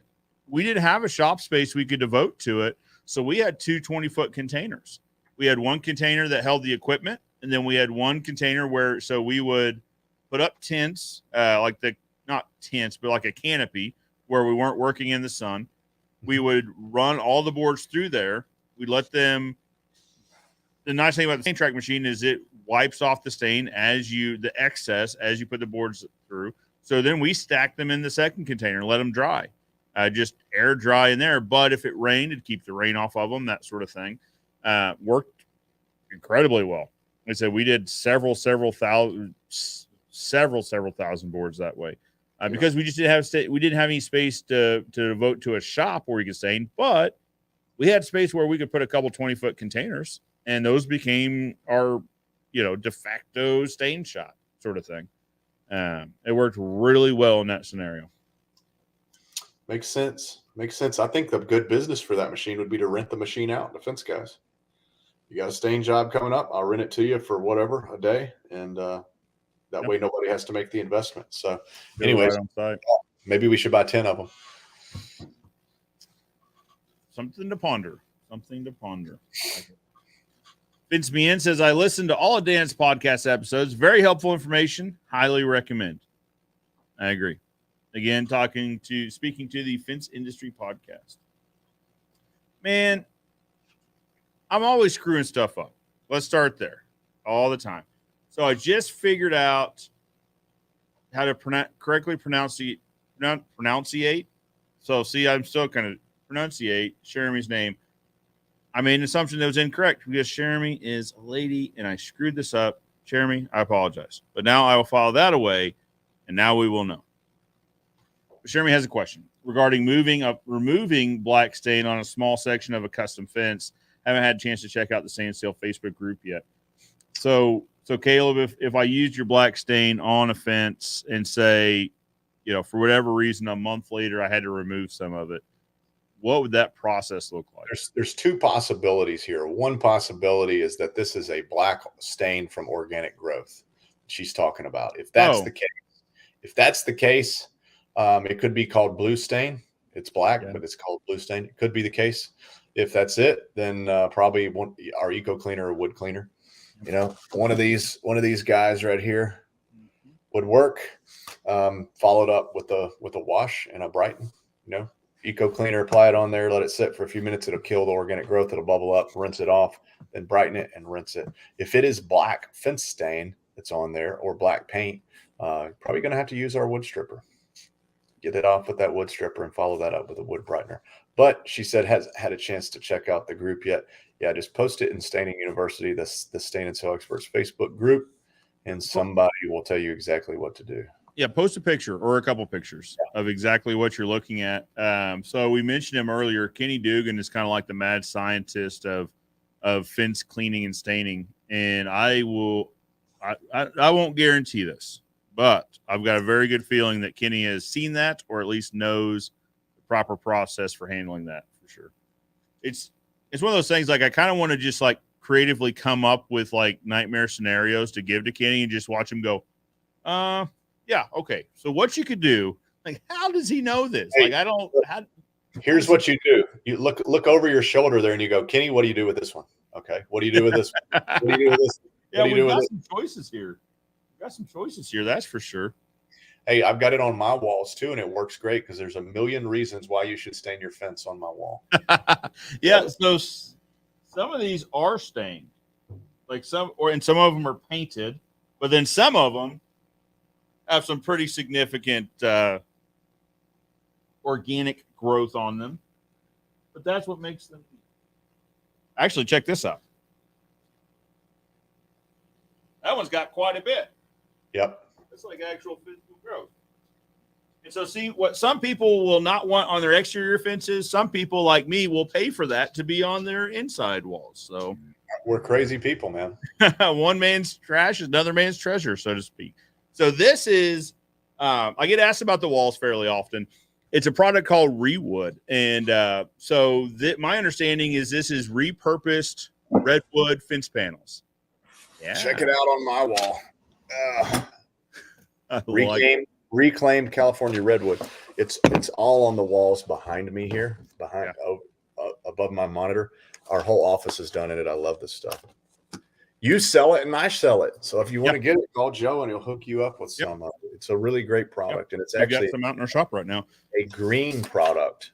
So meaning that it's a lot. It's like zero waste. It's really cool. And here's the cool thing, man. Check this out, Joe. You're a wood guy. You'll appreciate this. All of this stuff, you can't cut this down anymore. It's reclaimed California redwood, but it's old growth. So here's a cool piece. I use it for a coaster. This is peel and stick version. You can get it in tongue and groove too. You probably can't see it here, but if I get you up close, each one of those is a ring, a growth ring. Mm-hmm. So you're seeing sawmill marks. These rings here are sawmill marks. Where's my computer? Dang, this is harder than I thought. Oh, I wish I could zoom in. There's probably 150 growth rings on this little sliver of wood here. They run left to right. Every one of these is a growth ring, and it's unbelievable to think about how big this tree was when it was cut down. This little piece of wood here cut down. You can't get this. I mean, these trees don't exist anymore. And so to be able to keep it from getting burned, to me, it's awesome. It's just wind up in a landfill. Yeah, the coolest thing to be able to put that on my wall. Yes, I've got it as an accent wall in my office, and I get more comments about that from people that walk in. And it's cool for a fence company to have that, right? Reclaimed redwood fence pickets. So like I'll tell you the story of these boards. This came from someone's yard or a collective someone's yard. You know what I mean? With their fence pickets, they're just old fence pickets. Some of them are painted, some of them are stained, some of them have organic growth, some of them don't. It's a neat smorgasbord. So these are the peel and stick versions as well, like the one you were showing. Mm-hmm. Let me give a word of caution about this sticky tape, this 3M tape that's on the back of that. For example, if you were to stick it on a wall, much like this one, and realize that it's not exactly where you want it, you need to like reposition it, and you try to peel that off the wall, it will take chunks of drywall off. Yeah. So if this sounds like a real story, it is. It happened with one of these. This is the same 3M tape that they use to put trim on Teslas with and all other car manufacturers. That is the same tape that they use to put trim on new cars. And so it's not coming off. No, there's a decent chunk of drywall missing behind one of these slats because I tried to reposition it. I just went to peel it off forcefully and brought some paint and drywall with it. It's okay. Good. Yeah, the tape is sticky. It is absolutely sticky. So anyway, Jeremy, so to wrap this up, send pictures of your black stain to the Sand Seal Experts Facebook group. This is in regards to Missouri beef being superior to all other beef. No, sorry. I would just threw that in there. He's answering the big cow, little cow question. Big cow, little cow. Depends on your goals with the beef. Matt, if you're still watching, my goal would be to have cows that have great heifers, that make great mama cows, that raise good size, nice beef. That would be it. Something really sustainable, something really extraordinarily average that you could just keep in the family for years and years and years. Not necessarily pumping out the fastest beef and wearing them out. Like milk cows, you can wear them out if you make them too hot, and they make too much milk, but they don't last very long. I'm talking about something I can hand to my kids and grandkids one day. So that's the kind of cows we want. Love it. Let me know what that looks like. Oh yeah, there you go. Heart. That's for Joe. Too many great people that one person can get introduced to on your channel, and they all us two love the real Joe Everest. There you go. Roger, I appreciate the support. I really do. Shane Catton's with us. What's up, Shane? Happy Saturday, guys. Checking in from Indy. Hope you're doing super well. Good Shepherd fence. That's right. Got him a new truck the other day. I noticed I saw that. Looking sharp. And he drives trucks good starting trucks. To come back on the market now. Trucks. Good Ford trucks. Best trucks on the road. They're all right. I mean, better than a poke in the eye. If a good solid Ram truck isn't available. Did you see Joe Biden got a new Ram truck the other day? It was awesome. It was a really nice truck. Your wife's watching. Look at that. Moving right along. I'm always stirring the pot, aren't I? But be careful. Because it's the official truck of the tradesman, I believe. Bam says, how do we get in with HOA requirements for eco-friendly staining? I think that's a fair question. It probably starts with one, right? It's probably figuring out who the biggest dog in the pack is, figuring out how to tackle that with the big dog. And then that helps the conversation with all the rest of them. Hey, we did this with so-and-so. They've had great results. Your neighborhood might like it too, but it makes sense for us to talk about that. When you're talking with HOAs, I think the eco-friendly thing's great, but really what HOAs want is uniformity. They want everything to look the same. And when you go with some other types of stain that are difficult to apply, or that get darker with the amount of coats of stain you put on, the problem there is professional application, amateur application, reapplication, new wood, old wood, all of those things, and you get a lot of inconsistency where the stain we make, you kind of don't have near as much inconsistency. So I've found it best. I found it to work for me to really be heavy on that consistency where you no matter who applies this, it's going to be consistent and it's going to stop working and cracking and twisting. It's going to look beautiful. It's going to be eco-friendly. It checks all the boxes, but it's really going to look consistent and beautiful here.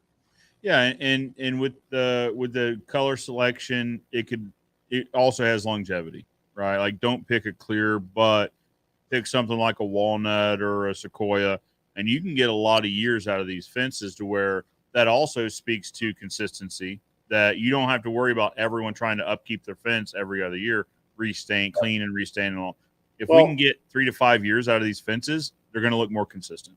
Well, and there's something to be said for clears too, because clears get a bad rap. But what we've transitioned into telling people that clears allow wood to turn gray naturally. It's still sealed from the elements. It's got a ton of oil in there that's going to condition the wood, keep it from warping and cracking and twisting. So if you really want it gray, you could stain it gray, or you can just keep a clear on it.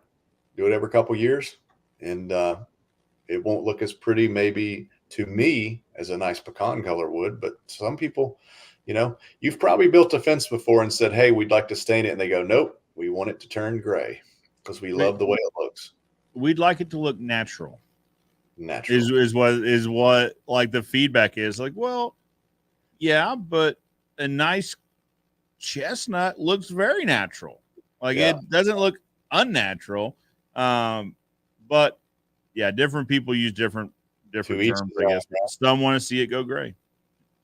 But so what I would, how I would tackle this would be, like I said, find the big dog, but then but show some examples of, and Caleb, you've seen a million of these with a nice thick stripe right down the middle of the fence from the guy that's gone and stained like the top half and then come back and stain the bottom half or something.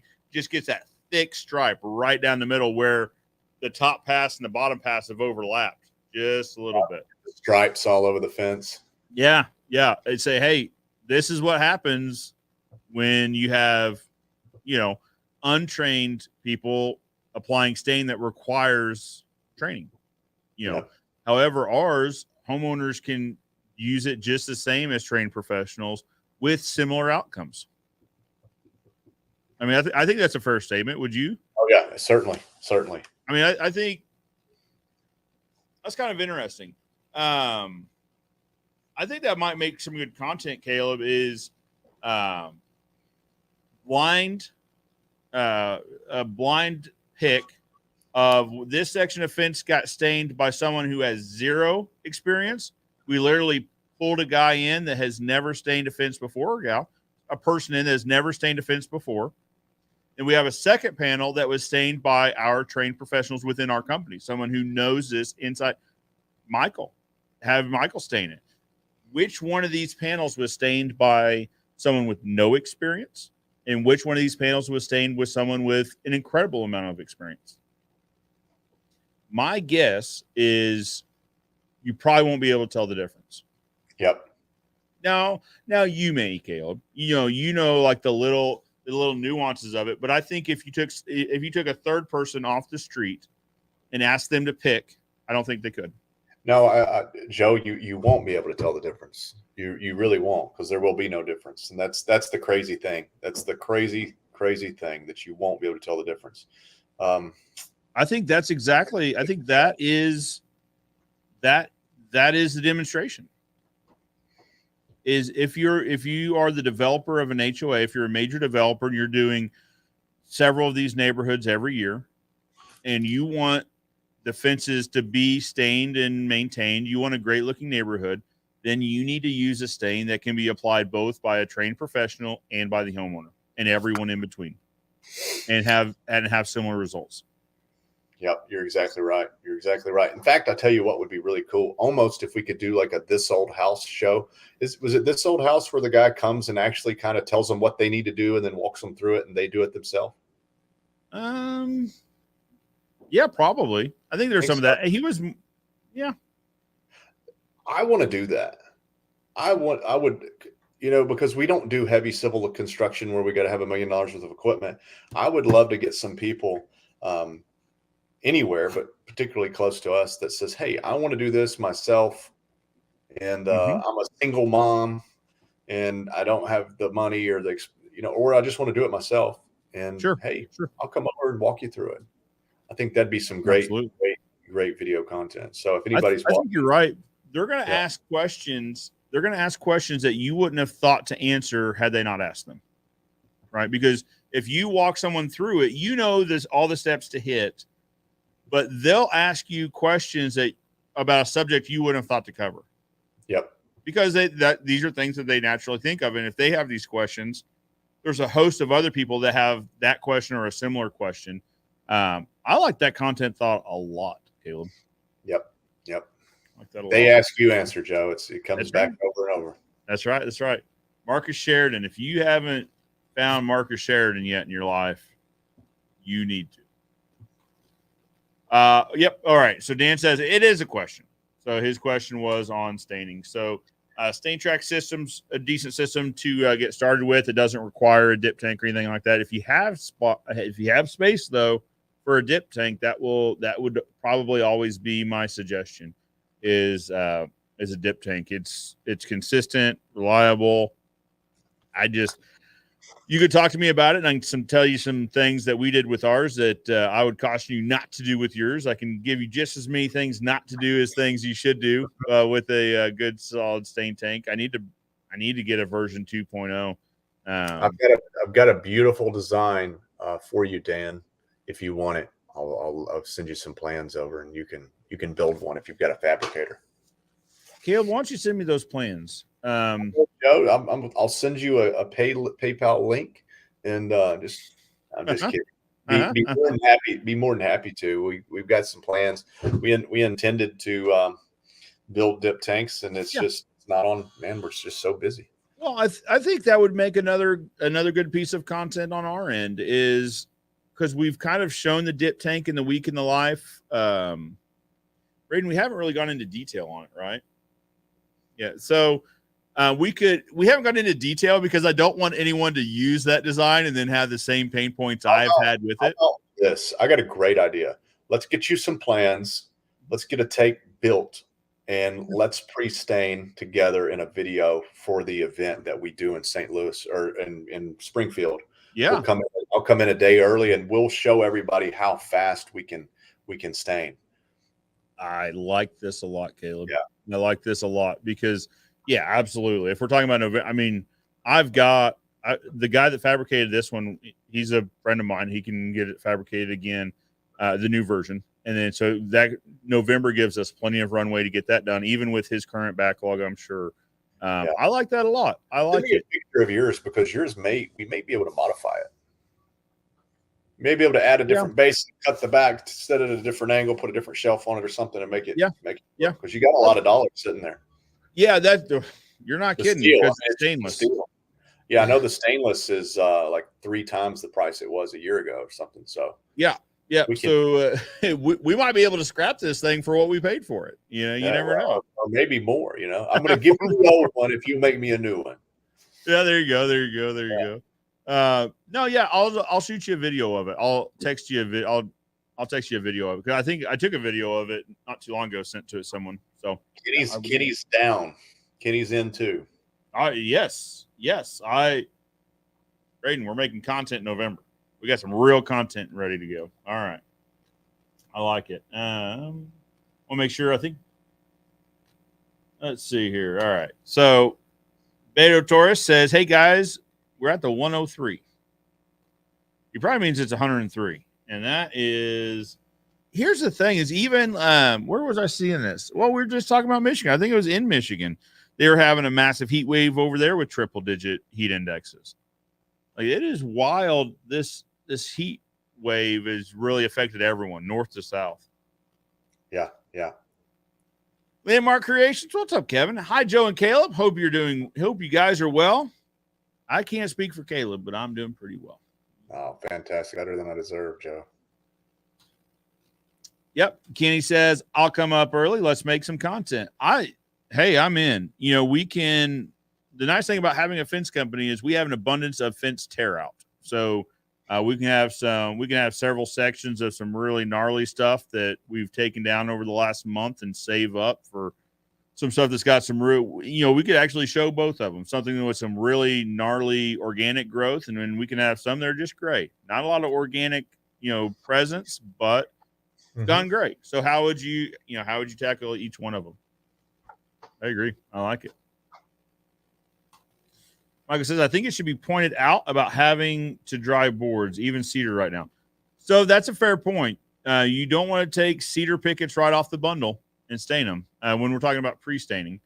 I'll tell you a story. We had a bundle of boards that had been in our stain shop for, I think it had been like a month or month and a half. We unbanded them because I don't want these things tightly compressed. I want to let them breathe, right? Month and a half in a shop that's we have a dryer in the shop, so it stays reasonably between right around 30%, 25, 30, 35% relative humidity. So it dries boards out pretty well. It'd been in there like a month and a half. Mm-hmm. And so we were pulling these boards off and we were dipping them and all that. And then we got towards the middle of this bundle, like the core of the bundle that had been in a dry shop drying for a month and a half. Those boards were wet to the touch. So we learned that day, it is not simply enough to put a bundle of boards in a shop. You got it. So, and actually I think I got this from Caleb and Kenny, the drying strips that we use. We use cedar drying strips now to create a air layer between each row of pickets to let that moisture get drawn out of the pickets. So fair point about dry boards. Hey, I want to brag a little bit. That's true. We sticker, you got to sticker lumber to wet it, to get the moisture out with if you're using an oil-based stain. But we did something that goes against conventional wisdom, and we did it with a sort of a hybrid water oil base. So oil is the carrier, or I'm sorry, water as the carrier, and it dries to an oil type finish. And the test was I wanted to make a stain that I could take treated pine right out of the bundle from Home Depot, stain it, and then immediately stack it just like this, take it to the job site and put it up. And so was able to do that. So Really? here's a board. This is a wet pine board that we stained. Here's some cedar boards that we stained. They say black, but they're definitely not black on them. But this is all the same color. Obviously, these are different boards. Yeah. This was actually treated pine that we cut, so ripped it on a bandsaw and immediately stained. We threw it in the little bucket of stain, and then we took all these boards out, all of the boards out, and I stacked them up just like this, just to see what would happen. And then this is what they look like. They all came out very beautiful, uniform Incredible colors. Of course, I got cedar and pine both. And so it can be done. And there's going to be some really big, crazy, cool things coming out soon where you won't have to dry boards. Is it better than waiting for the lumber to be perfectly dry and putting a really nice conditioning oil stain on? No, of course not. But just like there are Ferraris and Rolls Royces, there are also Volkswagens. So, sometimes some projects call for a lower cost option. Some projects call for, hey, it's wet green pine. We have to do it with this material. We don't have time to wait. We need to put a finish on it today. And there you go. So there are options, and you will be able to do that with a dip tank, which is really cool. I particularly like the idea of not having to dry the pickets after they're stained, not having to let them drip dry. So ours, we'll stack them vertically. So we had this hiccup where we were stacking them. We were just flat stacking them after we stained them, and we were getting polka dots. I mean, essentially, Your just where machine that stain cooled. Much. Yep, it was leaving too much product on it. So our big stain machine, you can bring it right out of the machine and flat stack it back into the bundle. Some of the non-mechanically powered machines that don't have powered, like our machines have hydraulic motors that roll, and it gets the product off. But on something that's more manual, like stain track, you really need to stack them straight up. And dipping, when we dip them, it obviously leaves a tremendous amount of stain on them, which is kind of what we want. We want that board to have all the stain available to soak up and then shed off whatever it can't absorb. Now you can pre-stain imported cedar right out of the bundle. So some people call it sugi, some people call it Chinese cedar, some people call it Japanese cedar. I don't think anybody really knows what it is, but it comes from Japan and then goes to China and then it's cut. And so who knows? But I think the majority of the Texas market, or not a very large percentage of the pre-stained lumber in Texas, a great percentage of it is Japanese cedar. And it comes in kiln dried. It has to be kiln dried because of bugs, or they don't want to bring a Chinese bug to America. So, so they kiln dry it to kill any kind of growth or bug. And you can take that right out of the bundle if it's been stored inside, obviously, and then you can stain it right away. Some fence guys have trouble with that because it will especially if they live in a moist environment, like a humid environment, because they will nail it up nice and tight, because that's typically we will nail boards up as tight as possible, knowing that they will shrink. They'll lose some of that water moisture content and they'll shrink. 1/4 inch on cedar is not crazy. So they'll take these like you said, we call them JPC, the Japanese cedar, but Chinese or shugi. They'll take it and they'll install it tight. Well, then that board absorbs the moisture out of the environment. It'll absorb that humidity and they buckle just because they try to expand and they buckle against each other.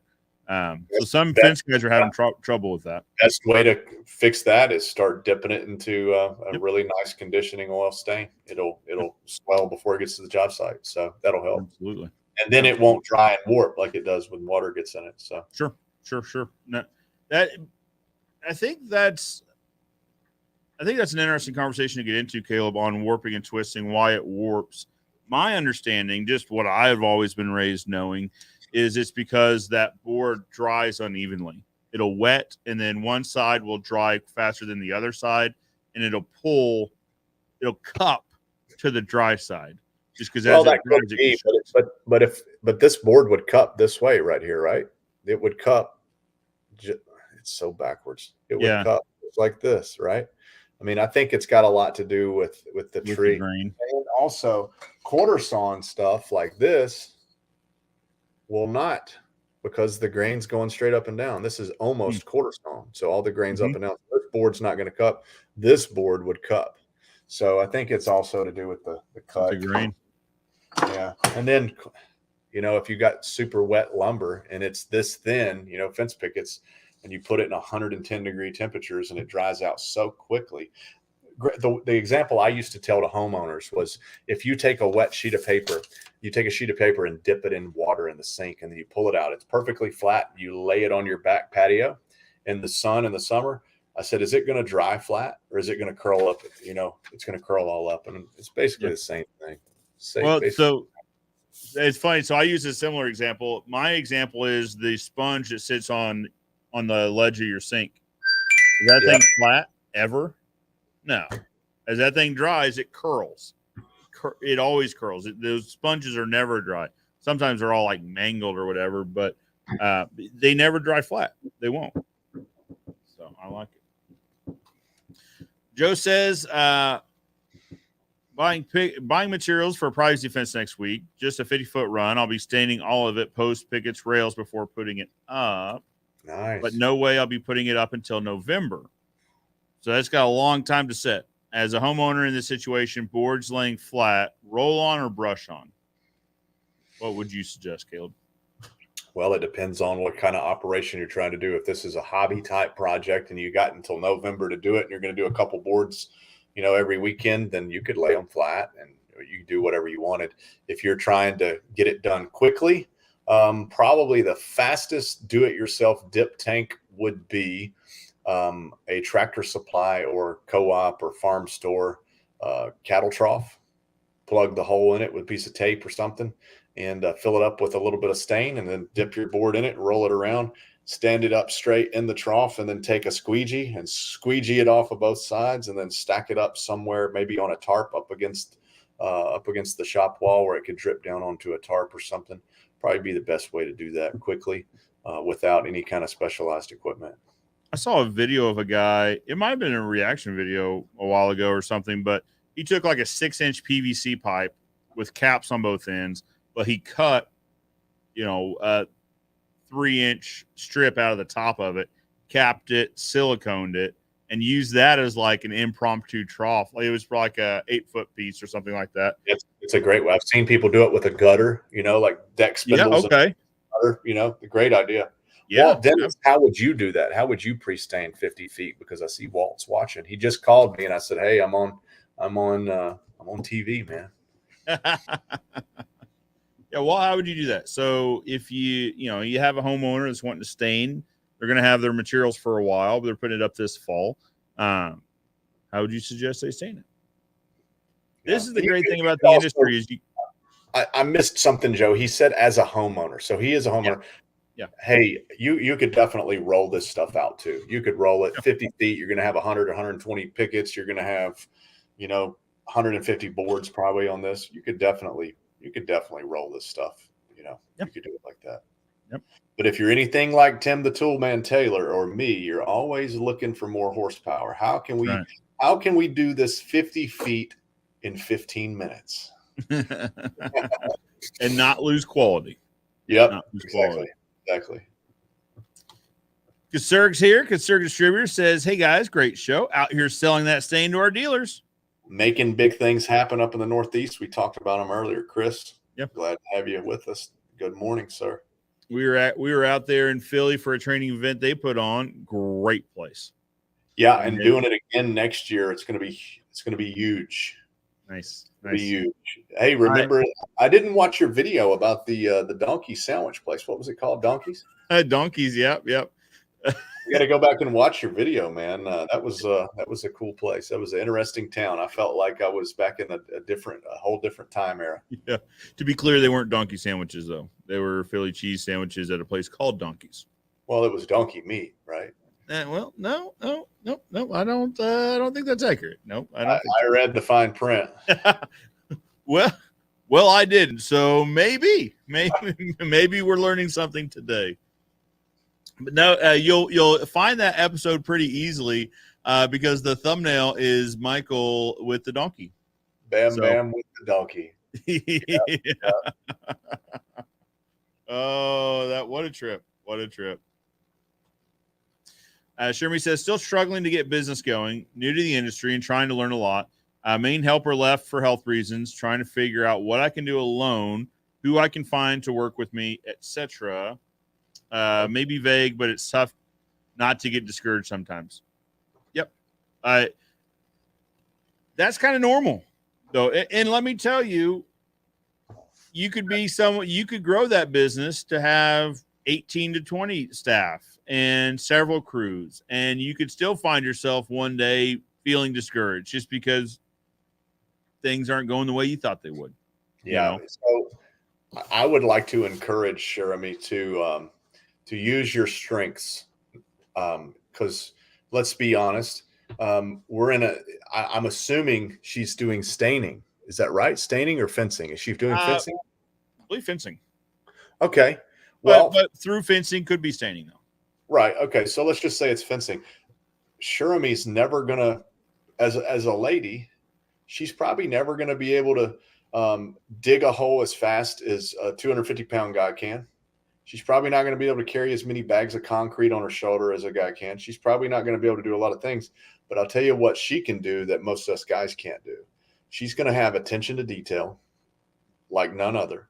She's going to have ladies who are the primary decision maker in most households rooting for her, because when a lady comes and is in sort of a trade, in sort of a man's, that you usually expect your fence to be built by a man, right? You usually expect your yard to be mowed by a man. These companies that are coming out with female salespeople and even technicians, they're having extreme growth because ladies are more attention to detail, and the decision maker is like, hey, she's doing this, I'm rooting for her. If there's 5 guys lined up and one lady and her offer is more expensive or whatever, usually the lady of the house will pick the female service provider. So I think she's got an extreme advantage over probably anybody else in her market. And I would say use that to your advantage and realize that it is an advantage, and find you some people and train them up, repeat. Remember, people have to be reminded more than told, and just set your line in the sand on what it is that you do and what you stand for, and make your people follow that. And I think things will go well. But don't ever feel like, well, I'm a lady here in the fence industry, and that's a really big disadvantage, because it is not. It is a huge advantage. Your sister, a lady in the fence industry, running that entire service division. Our service manager is a lady. She runs all of our service for staining. She's a lady, and I wouldn't change it. I wouldn't have it any other way. So extreme advantage there. I agree, and I don't think you should feel discouraged, Jeremy. I really don't. I mean, I think everyone does. I think it's a natural feeling to have at some point, that it's not going exactly how you had expected. Because here's the thing. I think entrepreneurs and business owners are like the ultimate optimist ever. Yeah. Like I can picture in my mind the silverest of silver linings in every thunderstorm.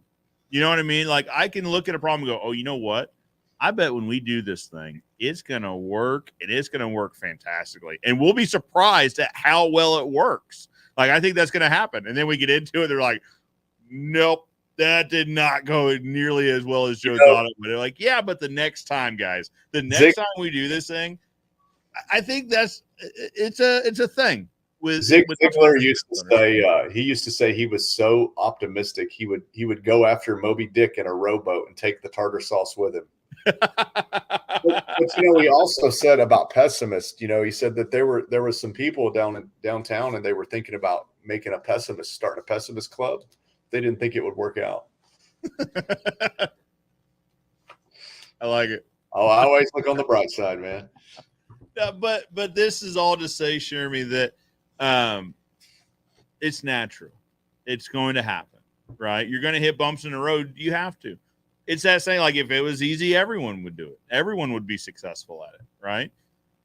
I think the defining moments of a company aren't when everything is going really well. It's when everything is going really wrong. How is that situation handled, and how does the business overcome it? Does the business overcome it, or does the business fold up and everyone decides to do something else? Does the business owner fold it and start something new? That's the defining moment. Not when so true. Things are going great. So true. And I'll tell you what, I'm just going to put it out there. I've been having my eye on of some all-female crews for quite a while now, and Yep. I'm actually wanting to do that.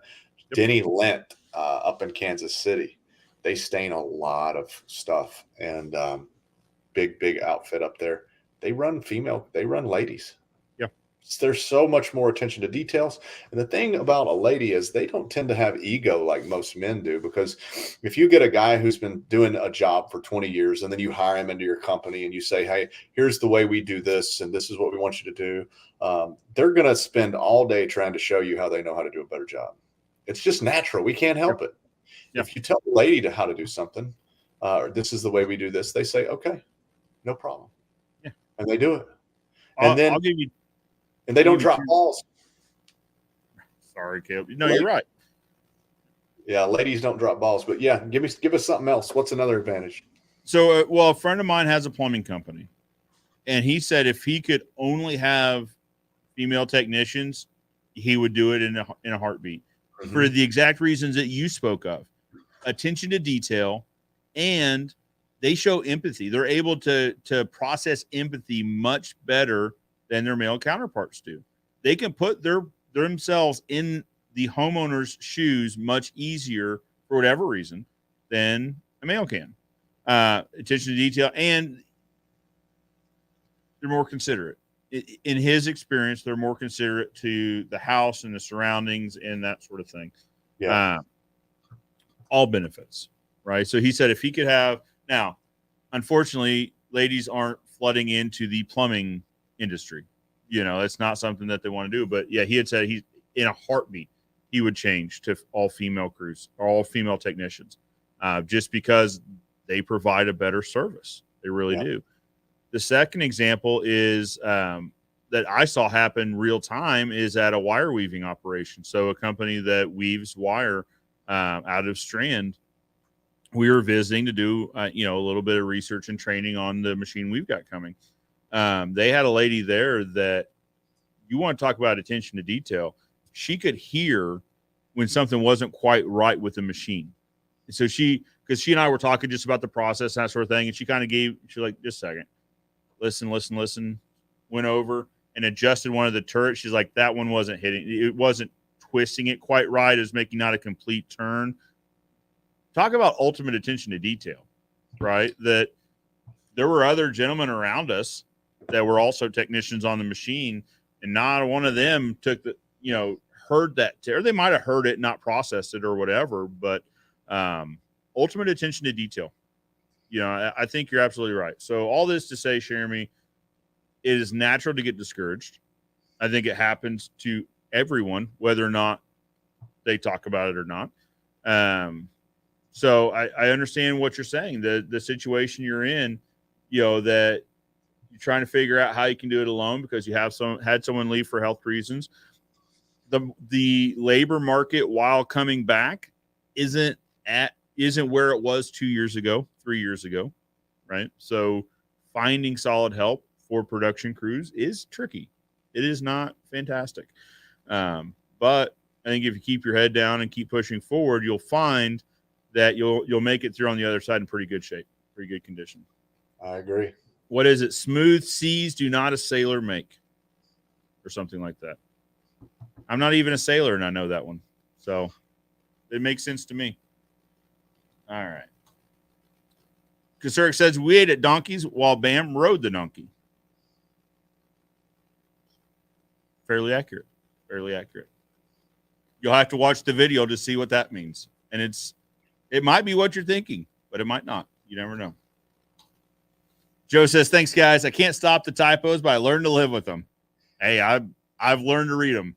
I am good at reading them because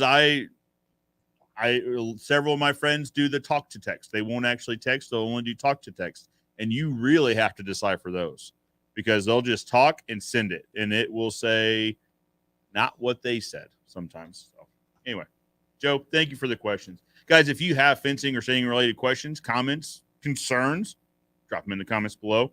And actually, Caleb, if it's good with you, I think we'll watch today's the video that's going to come out here in an hour and a half, hour and 45 minutes.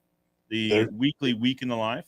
I would love to do that, but there's a very serious topic that Walt Dennis, he's got a very serious question. I see it.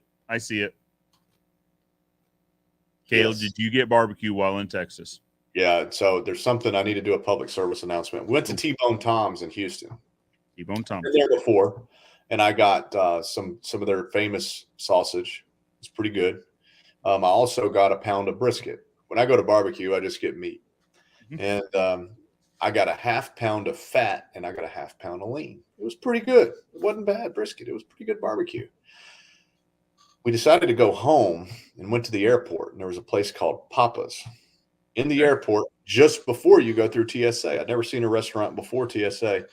And we decided we were going to go get some barbecue there. Bam got a barbecue baked potato, which was pulled pork. He loved it. I got a pound of brisket. I'm sorry, I got a half pound of brisket and a half pound of their sausage. Their brisket may have been the best brisket I've ever ate in my life. Their sauce was good. That's a strong statement. It's a very strong statement. And airport barbecue may have been the best I've ever eaten. It was really good. Well, Caleb, I will say this before you say it's the best ever. Coming November, I need to take you and your family. I owe you and your family dinner because you and your family have provided me dinner while I'm out there at your place. And we need to go to a place called Crosstown Barbecue. Now, all right, I'm going to say this. Missouri Mike's Barbecue, also phenomenal. Okay, so I don't want anyone. So this is a real conversation going on in Springfield right now, the whole Missouri Mike's versus like everyone else. Missouri Mike's is great barbecue. I'm not going to say it's not, but it doesn't have the history in town that Crosstown has. That's all I'm going to say. Is Missouri sweet barbecue sauce or tomato-based barbecue sauce? You can get both. So typically on the table, there's three. Yeah, there's going to be a sweet. There's going to be sometimes there's four. There's going to be a tomato. There's going to be kind of like a molasses base. There'll be one of those. And then there'll be like something that'll just like burn the inside layers of your mouth off. Like that. If you go to a good barbecue place, there's only one sauce. I don't know. There's more than one kind of person in the world, though, Caleb. I'm telling you, that's really narrowing the horizons on barbecue, though. The sky is blue. But what shade of blue is it? That's the thing. What shade of blue is it? So Crosstown. Now listen, they got the brisket is fantastic. The burn ends, I get burn it. Here's my order. I know you didn't ask for it, but I'm going to give it to you. All right. They've got a dish called the Nana. The Nana, you get 3 meats and 2 sides. That's how I roll. So I get burn ends, brisket, and hot links, sausages. I also get the pit beans and the corn. That is the meal. So when you come to Springfield in November, you're going to come early. We're going to do the content, and then I'm treating you guys to Crosstown. It is fantastic. If Kevin is still here with Landmark, he'll let you know. Because, so I bring guys in quarterly, and we do training here as part of a contest. Actually, we've got some guys coming in next month from Colorado. First night, Crosstown. Second night, Missouri Mike's. So I'm just saying, for the people that are getting ready to roast me because I didn't say Missouri Mike's is the best in the world. I'm willing to take the challenge, Joe. I will do it. We're going to do it. We're going to do it. Missouri Mike's is a competition team. And so that's why they've got a really good following, is they win a lot of competition. So I'm not here to say they're not fantastic. They are great. Crosstown's been here since my granddad ate barbecue here. You know what I mean? Like, it's one of those places. Like, it's generations have eaten barbecue at this place. And this is one of those places, you got to get to lunch around 11, because if you wait till noon, forget about it. You might as well get in line for dinner, because you won't be eating lunch there. But if you get there at 11 for lunch, you'll have guys in coveralls that are just filthy from head to toe. You'll have guys from the business sector downtown, and then you'll have lawyers and judges, and you'll have everyone in between, and they'll all be stacked up in booths eating the same fantastic barbecue. Well, I guess you guys in Missouri can't go to Texas every day for barbecue, so I understand. Y'all got to do something. It's the way it goes. But I'm down for the challenge. I've been to Texas. Funny thing to end it with, though. You know, Texas is sort of, everybody says Texas has the best barbecue. Yeah. Last time I was in Houston, and somebody said, "Where are you from?" And I said, "Oh, I'm from Nashville." And they said, "Tennessee's got the best barbecue in the world."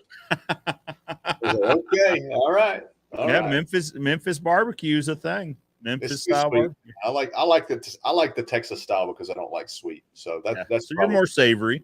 That's okay. Yeah, I like tomato based. So see, here in Missouri, we accommodate.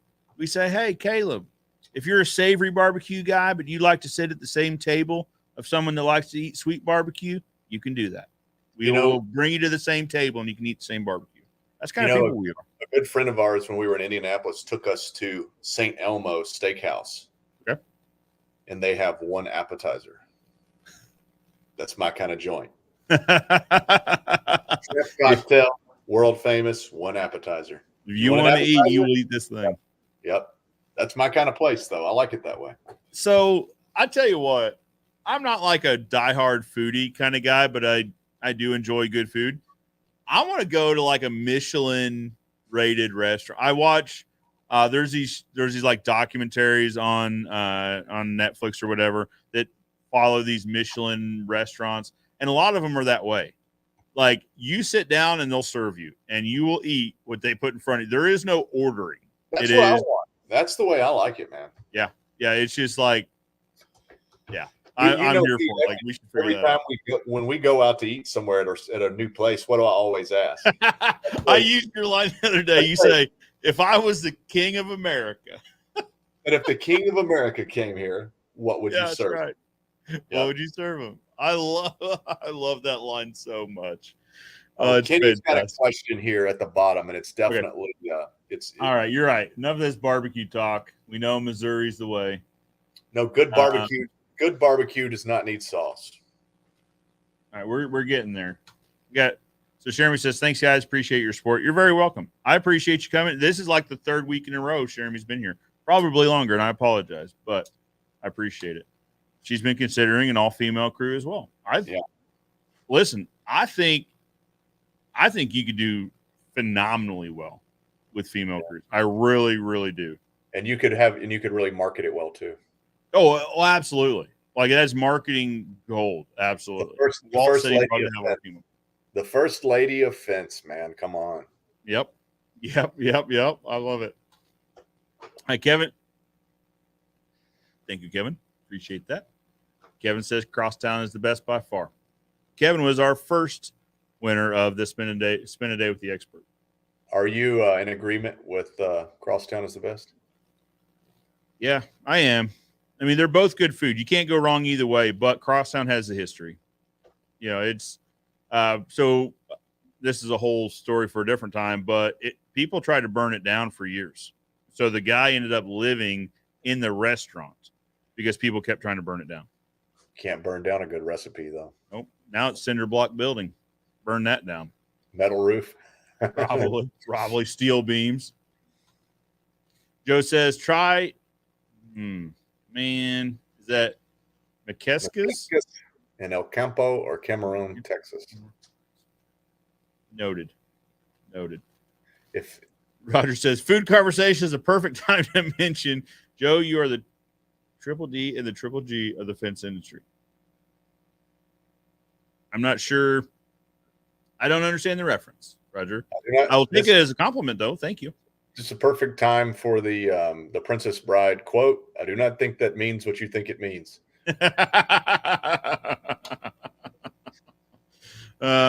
Kenny's got a controversial question. Does the sauce make the barbecue or the smoke? Okay.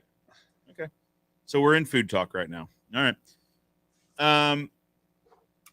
It's gonna be the meat preparation, I think, because you can mix up a sauce, right? But the meat preparation, the cooking, takes skill and time. The sauce, if you had a recipe, you could duplicate the sauce, right? But I don't know.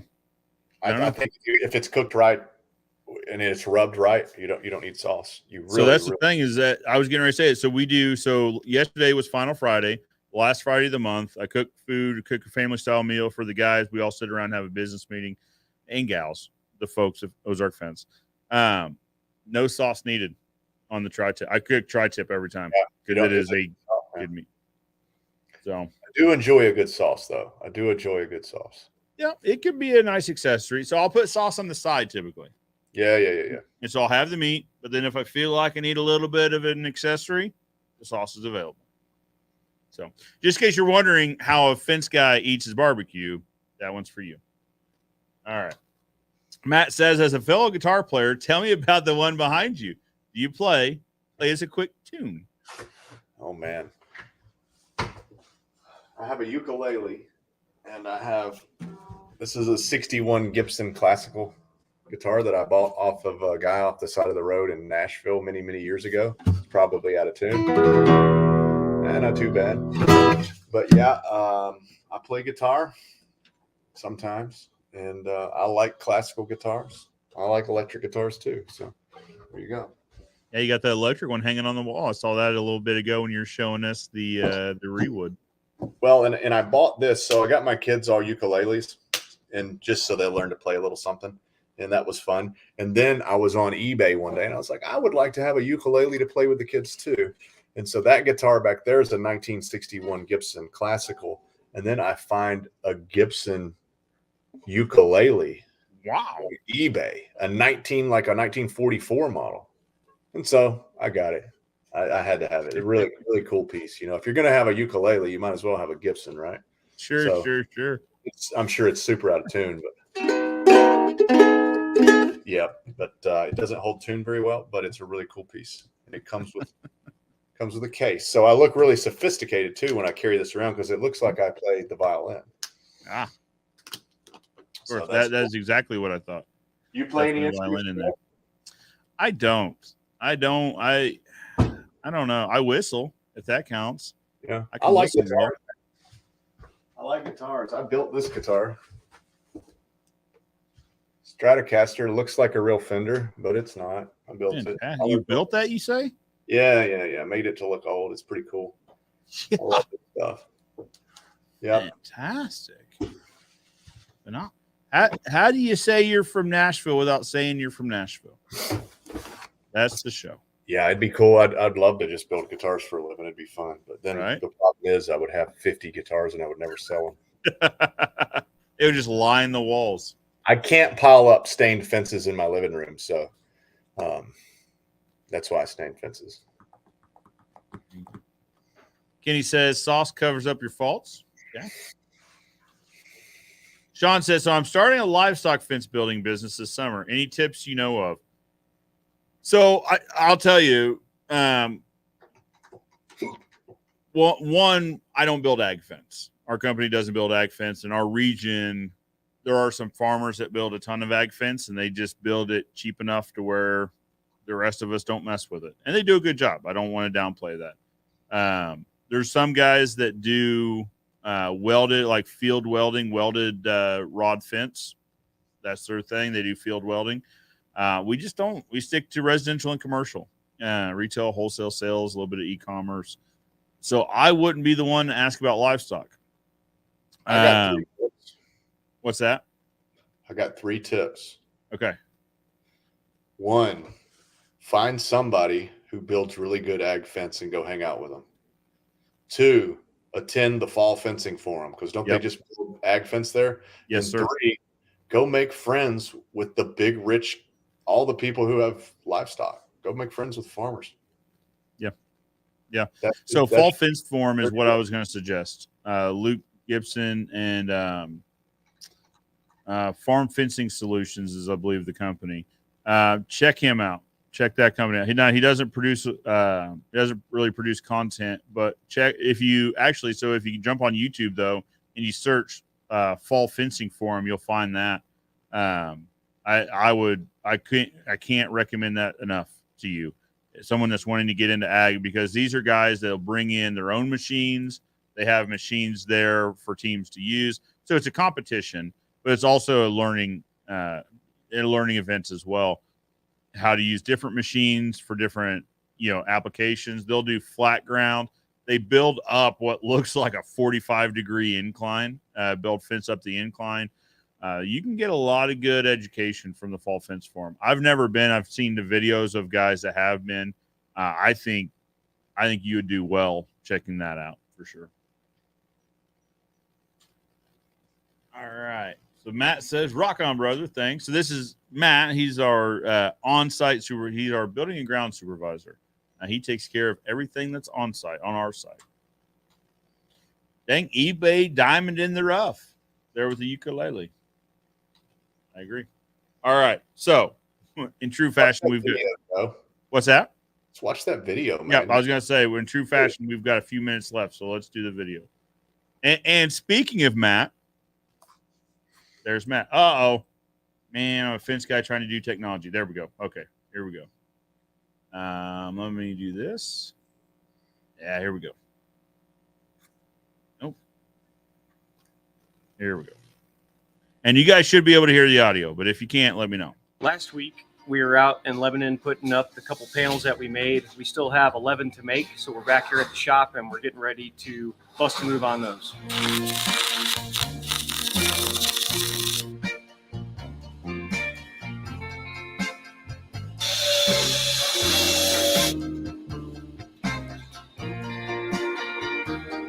So Matt's also our lead fabricator. Now you see John in the background there. He is our up-and-coming fabricator for sure. Great music, Joe. I love it.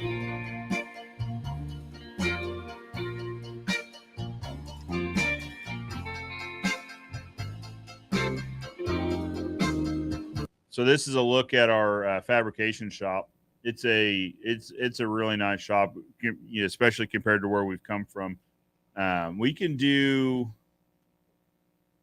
I think, reasonably a 50-foot gate. I think Matt will tell you, Matt, if you don't mind weighing in, I think we've talked about we could do a 53-foot if we move some of those back racks out of the way and we built it diagonally.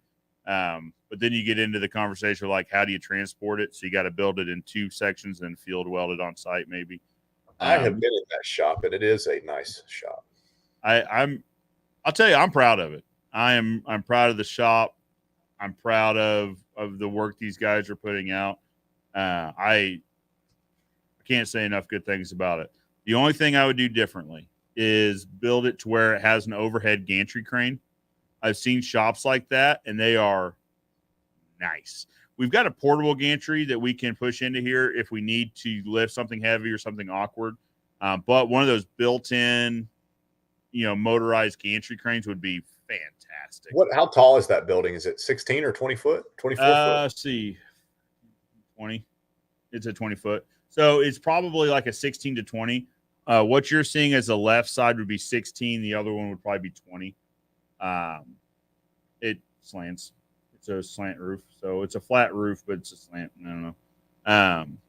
So the current thing in this shop is getting it ventilated, which I thought wouldn't be too tricky. Finding a company that can take on a project such as installing ventilation and something like this, not so easy. We've had a couple companies. We had one company on the books. I had signed their agreement and everything, and they said it'd be about 6 to 8 weeks. We ended up letting them go after 16 weeks. So that wasn't going to happen. Your fab guys could probably do that. What's that?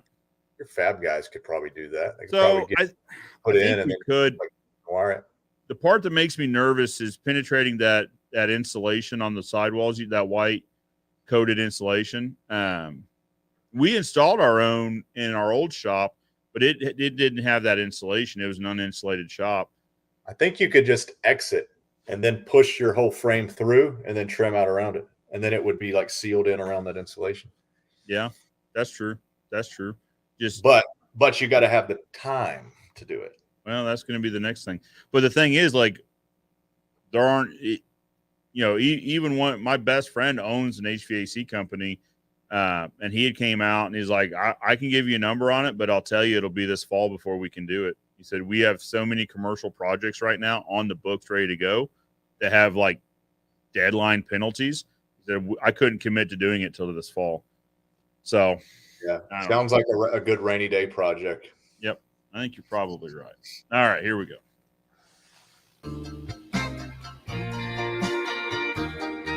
So what we've done, you see a fan here on the right side of the screen. These are 48-inch tall fans, belt-driven fans.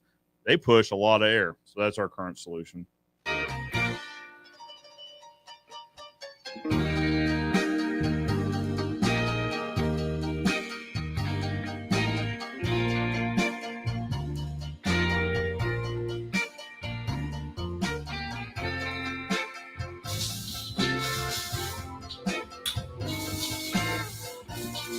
So these are for a pet resort. So we're putting tension bars on the bottom as well. Keep the dogs from pushing out under them.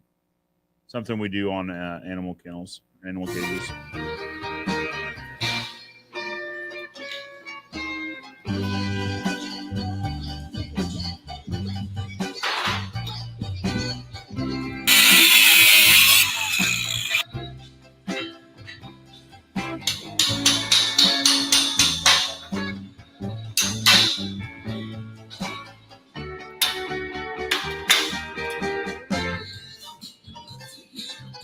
They also had to fit up smooth against a wall, like they're going in between two cinder block walls.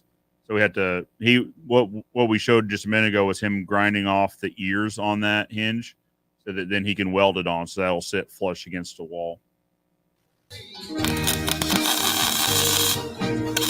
So while Matt was building the kennel panels, naturally a client showed up needing to load out some gates. Being the customer-focused individual that Matt is, he stopped what he was doing to help load the gates up.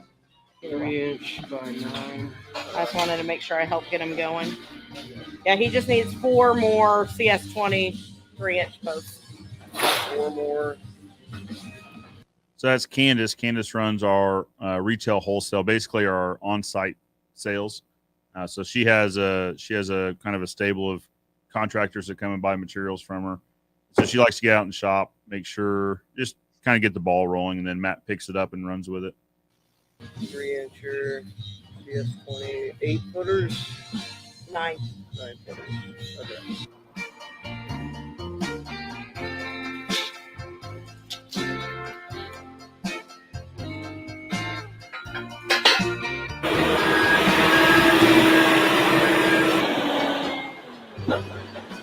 These little Genie telehandling lifts are magic. Do you guys have any experience with those? Yeah, we don't own one. We've got regular lifts, but yeah, those are awesome. Those It is very powerful. They are. We originally got it when we were next door and we couldn't bring semis in the lot. We had to unload them from the road. So I got this because with a regular forklift, you'd have to drive that thing out in the road to get the other side, the driver's side of the truck, the way they would always pull in. Anyway, so this allowed us to reach across, pick it up without having to get out in the road. Since having it now, we find all sorts of good reasons to have it. It's really been a nice piece of equipment for us.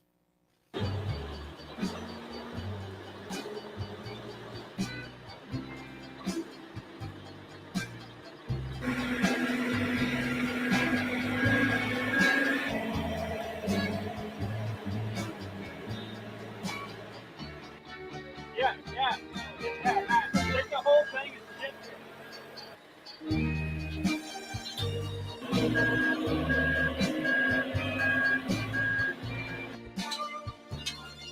So our yard's getting a little tight right now. And that's not because it's a small yard. It's because I just bought a bunch of stuff. This is actually going to get addressed in upcoming videos, but yeah, we've got a lot of chain link and pipe on the ground right now. Look at all that lumber. Look at all that pre-stained lumber. Yeah. Yep. We've got a pretty good, you should see the other side where we've got, if we've got 2 or 3, we usually stain more than what we need. So we've got a whole area, just like an orphanage of stained and sealed lumber over there.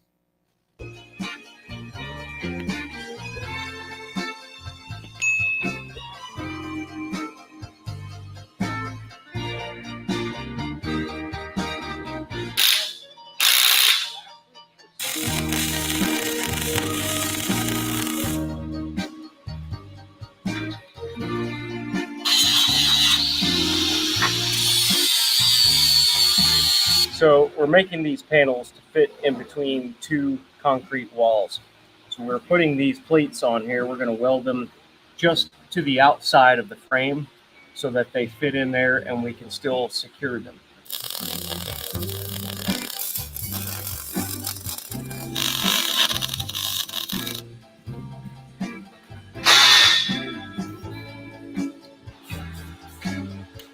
Three down, 10 to go.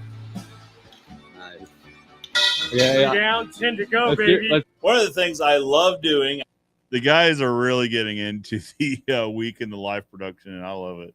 You're starting to see like their personalities come out, because when you put a camera in someone's face on day one, they're like very, like they try to just be very professional and very da-da-da. But then once they get used to the camera being around, would you say, Braden, they're getting a lot more personal with it?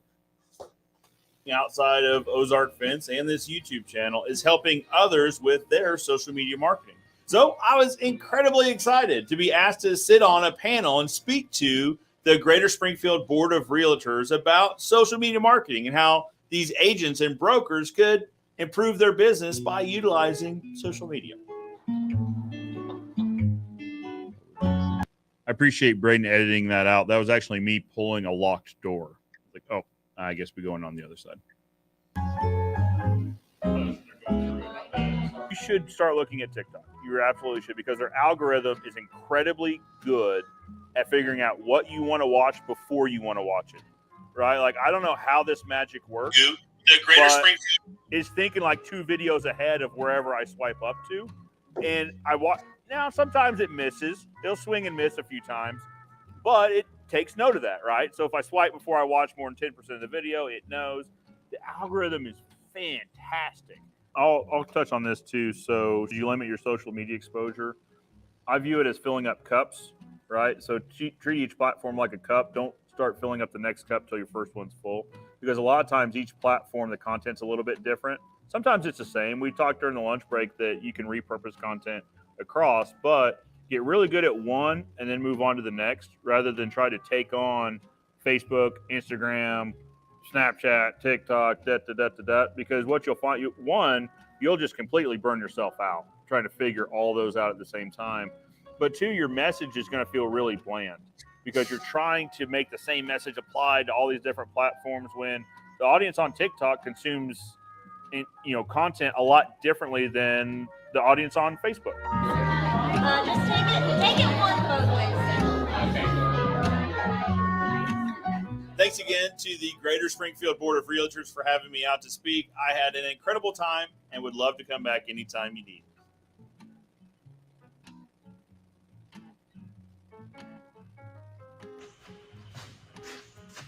This might be my favorite part of this video. That's a wrap, baby. We're out of here. Sayonara. See you later. Au revoir. Signing off. See you tomorrow. Good day. All right, then. Bye-bye now. Now, day to day, the shipping room love it. operations I look love it. pretty much the same. We package, box, label, and repeat. But today was a little bit different. We had our good friends over at Complete Electric out to give us a few more dedicated power outlets, because Eric kept tripping breakers. Now, he swears up and down he wasn't cooking pizzas in the oven, but there's some rumors running around that might not be the case. Circuit breaker. No more blowing breakers. Did that happen very often? I mean, I know it happened a few times. Well, it happened like 3 times in one day, and then we switched that to the extension cord. And that kind of That helped. Burger time, baby. get the review. Get What that you review. got? That's how we get clicks. Dairy Queen. You like Dairy Queen? I sure do. Dairy Queen is right up the road. They are. Oh, it is right up the road. Yeah, they're pretty quick, punctual. They do it upright. Anyway, yeah. So So my screen, like our little squares in the bottom corner, covering it up. But what that said is not a sponsored video. Dairy Queen does not sponsor the channel, but it's an interesting. Yeah, I'm not saying no. I'm just saying they don't sponsor it right now. When it was warm, It's good. it was good. Now that it's cold, it's still good, but whatever. Yeah. Sometimes you win, sometimes you lose. It's like been super quiet here pretty much all day, which is good because we got a lot of panels done. But then when you try to take a break or leave for 2 seconds, somebody comes. Kind of how it rolls, man. One of the problems we're having lately is our yard gets smaller and smaller. It's actually not shrinking. I just keep buying more and more stuff. Every time I say I'm done, I find it a good deal on something else, and another truckload shows up. That's actually a very real problem. Is I'll come in, I'll be like, all right, I know I told you the last time was going to be the last time I ordered, a truckload of something before we reorganized, but I got a smoking deal on some 1 3/8 rail and another truckload showing up in a couple days. Save some money, man. That's the thing is like, listen, I'm here for the deals, and like the vendors know it. So like, listen, I'll let you know if I need something like right now, but you let me know if you need to move something, because I'm typically a buyer. If there's a deal on it, I will buy it and we'll just sit on it for a while if we don't need it right then. But stuff like 1 3/8 rail, like you're seeing those panels get built, that's 1 3/8 rail all day long. So, but the yard is getting a little tight. Like so we've got, I don't think we've talked about this on the show. I know we haven't talked about this on the show. We've got we have a customer or a new customer that has a massive deal with a military base, and they're doing the work, they're self-performing, but they want us to supply the material. And it's like 2 truckloads of wood posts. And they're like, and they want us they will pay us to store the material, and they come use our lot as like their laydown lot. But I was like, but it's 2 truck. I was like, where in the world are we going to put 2 truckloads of lumber? Like, someone will shoot me in my sleep if I order more material here, and they have to start working around all of this even more. So yeah, we got the same problem here. It's definitely an issue, but you got to have inventory.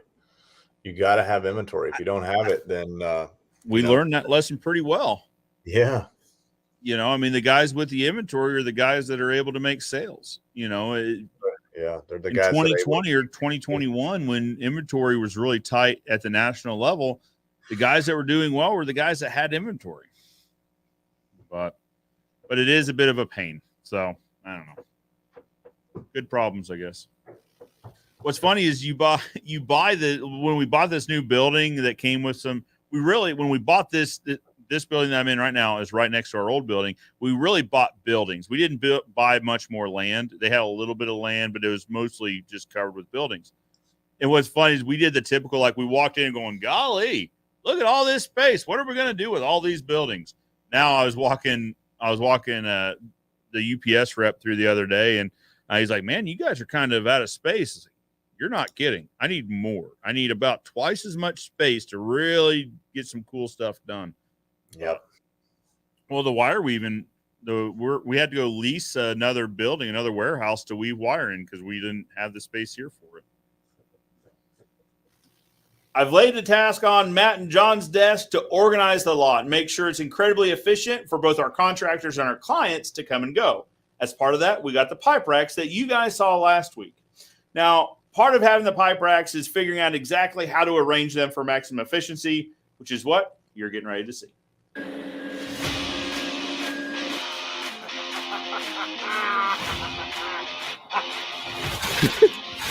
Oh, God.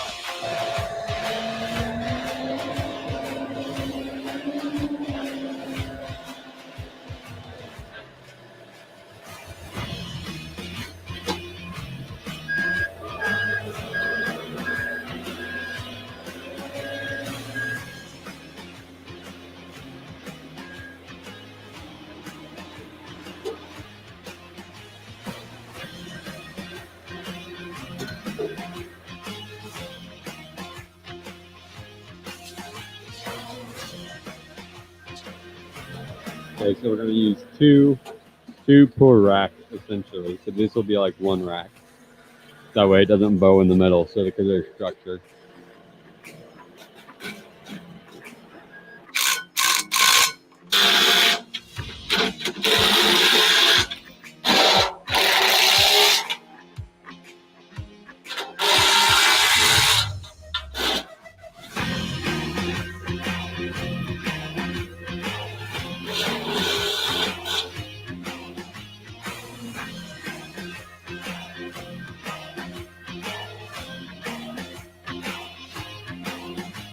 So to answer your questions, because I know this is going to come up, yes, you are supposed to anchor those to the concrete, but we're not totally set on exactly where they're going to go. And actually, we've got one more set coming.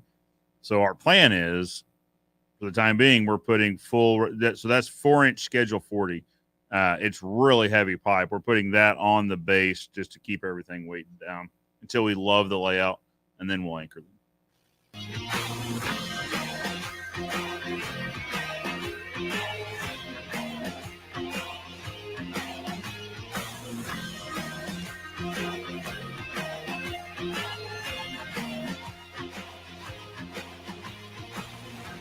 And just like that, pipe racks are rearranged. Now, when we quit filming, we thought we were done.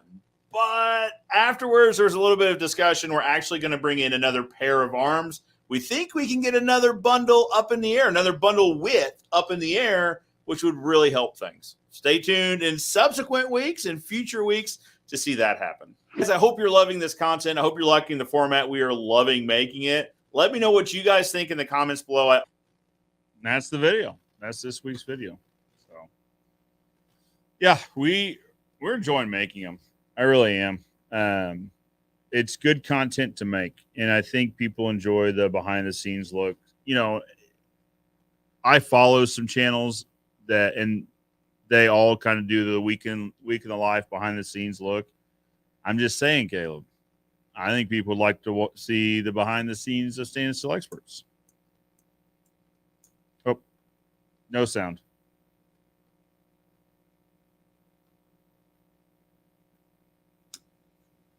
It helps if you push the mute button. There you go. There you go. Yeah, it's like a TV show here anyways. I think everybody would love would enjoy it, but just, you never know. You never know. We'll see. I think you should do it. I really do. I mean, now listen, it's a lot of content to get through. You know what I mean? Like we have Braden. That's essentially what Braden does is the week in the life. He does other things as well, but that's the bulk of what he does. And so, yeah, we could probably use another Braden if we're being honest. Would that be fair? I mean, it's to really do what we want to do. You need a couple of people. But that's the way it goes, though, right? That's the way it goes. It is. It absolutely is. But we enjoy making it. It's a growing series. I think the algorithm still has to figure out what it is because it's not our typical videos that our channel was built on. Our channel is built on product reviews and reaction videos, that sort of thing. Algorithm still figuring out what those videos are and who to send it to, who to show it to. But yeah, we're enjoying making them. Sure.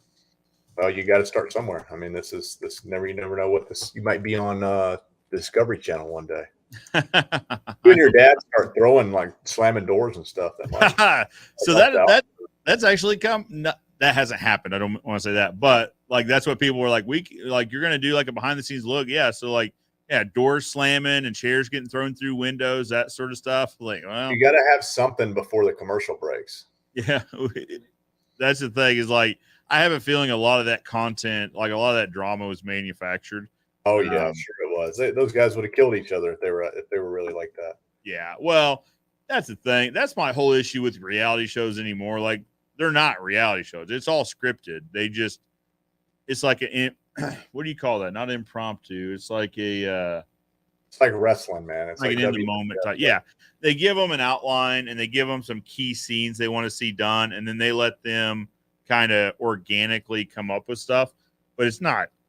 Listen. It's not reality. You know what I mean? Yeah, I don't know. I hope I'm not bursting anyone's bubble when I tell you the Jersey Shore was not reality. I mean, I have a feeling Chris would probably agree with the fact that that's probably not real life over there in Philly.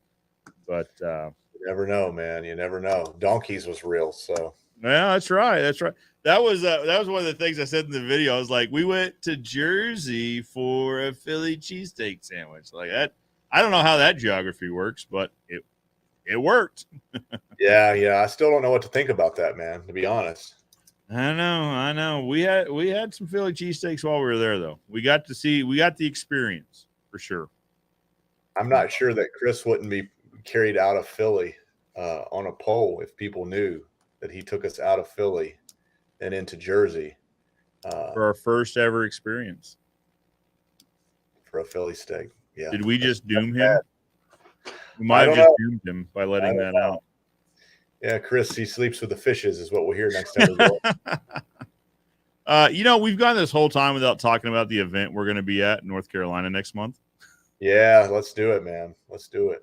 So again, another East Coast training. This one's in North Carolina, Greensboro, if I remember right. Is that right? Yes. Yep. Yes. Yeah, they're at the airport. Well, not at the airport, but a hotel, like right next to the airport. So easy to get in and get out of. 20th and the 21st, July 20 and 21. So. Yep. I'll be there, and Bam Bam will be there. So that'll be a lot of fun. I just got pictures yesterday of one of the projects we're going to be doing. We've actually got a really good old, probably 20-year-old, 8-foot tall fence to clean, and it's really nasty old. So we're going to be able to do a great job with it. So I'm excited. Fantastic. Yeah. Ron Musgrave is going to be there. Big name on the power washing side. If you do any sort of cleaning, you know exactly who he is. He's there, and he's bringing Trudy. He's bringing the whole crew. I'm stoked for it. There's going to be a lot of big names there. It's basically a combination of Staining University and the event I went to, or you and I went to of his, the Young Guns event in Atlanta. That last year, the year before, I think it was last year. It's basically a combining of those two events as far as the presenters. I think it's going to be massive. But yeah, so 20th and 21st, they're in Greensboro. For more information, you can actually check the description below. I've got a link to the information and the sign up. You do need to sign up so they can figure out how many people that they need to accommodate there on site. But it's a free event. It's a free training event, as always. Ron's one of these guys where he's kind of the same mentality that training should be free. I don't want to say should be free. There's guys that do paid training, absolutely understandable. But he's one of the guys that really believes in free training. That's how we got hooked up with him initially. It's free training. There's a lot of free training out there, and there's a lot of free food out there, right? So you can walk through the woods, and there's a lot of free berries there. And some of them will kill you, some of them will make you sick. But every once in a while, you'll find a wild apple tree or a wild pear or a peach tree, and man, it's the best fruit you've ever had. So free training can be really good. You just got to find the right one to go to. So that's right. Hopefully. I don't want to say hopefully. I think as of yesterday, there was 120 companies signed up. So should be around 200 attendees so far. And we still got a month to go. I mean, the promotion period is just really beginning. So I think it's going to be good. And there's some special folks that are there. There's people from Bergflow who help companies scale to, from 0 to 10 million, which is I'm pretty interested in. And sure. there's a lot of good stuff going on that I'm going to be there. I may even come a day early or stay a day late just because there's some good folks there that I want to spend some time with and see if I can help them help myself, I guess I should say. I mean, I want to get around them and see what I can learn. Yeah. We're flying in a day early, and then we're flying out a few days after so I was actually born outside of Raleigh. I was born at a hospital in Raleigh, but we lived in a town named Cary right outside. So we're going to rent a vehicle and take a little road trip down to Cary, see the old homestead. I'm kind of bummed. I was talking about there's a big mall next door that we'd spend some time at as kids, but apparently the mall is closed now. So we won't be filming there apparently. But yeah, so we're going to spend some extra time down there. The old my old childhood stomping grounds. I think a lot of malls are closed now, man. Unfortunately, that's kind of the way of it. With e-commerce being what it is, there's not really a solid case to be made for shopping malls.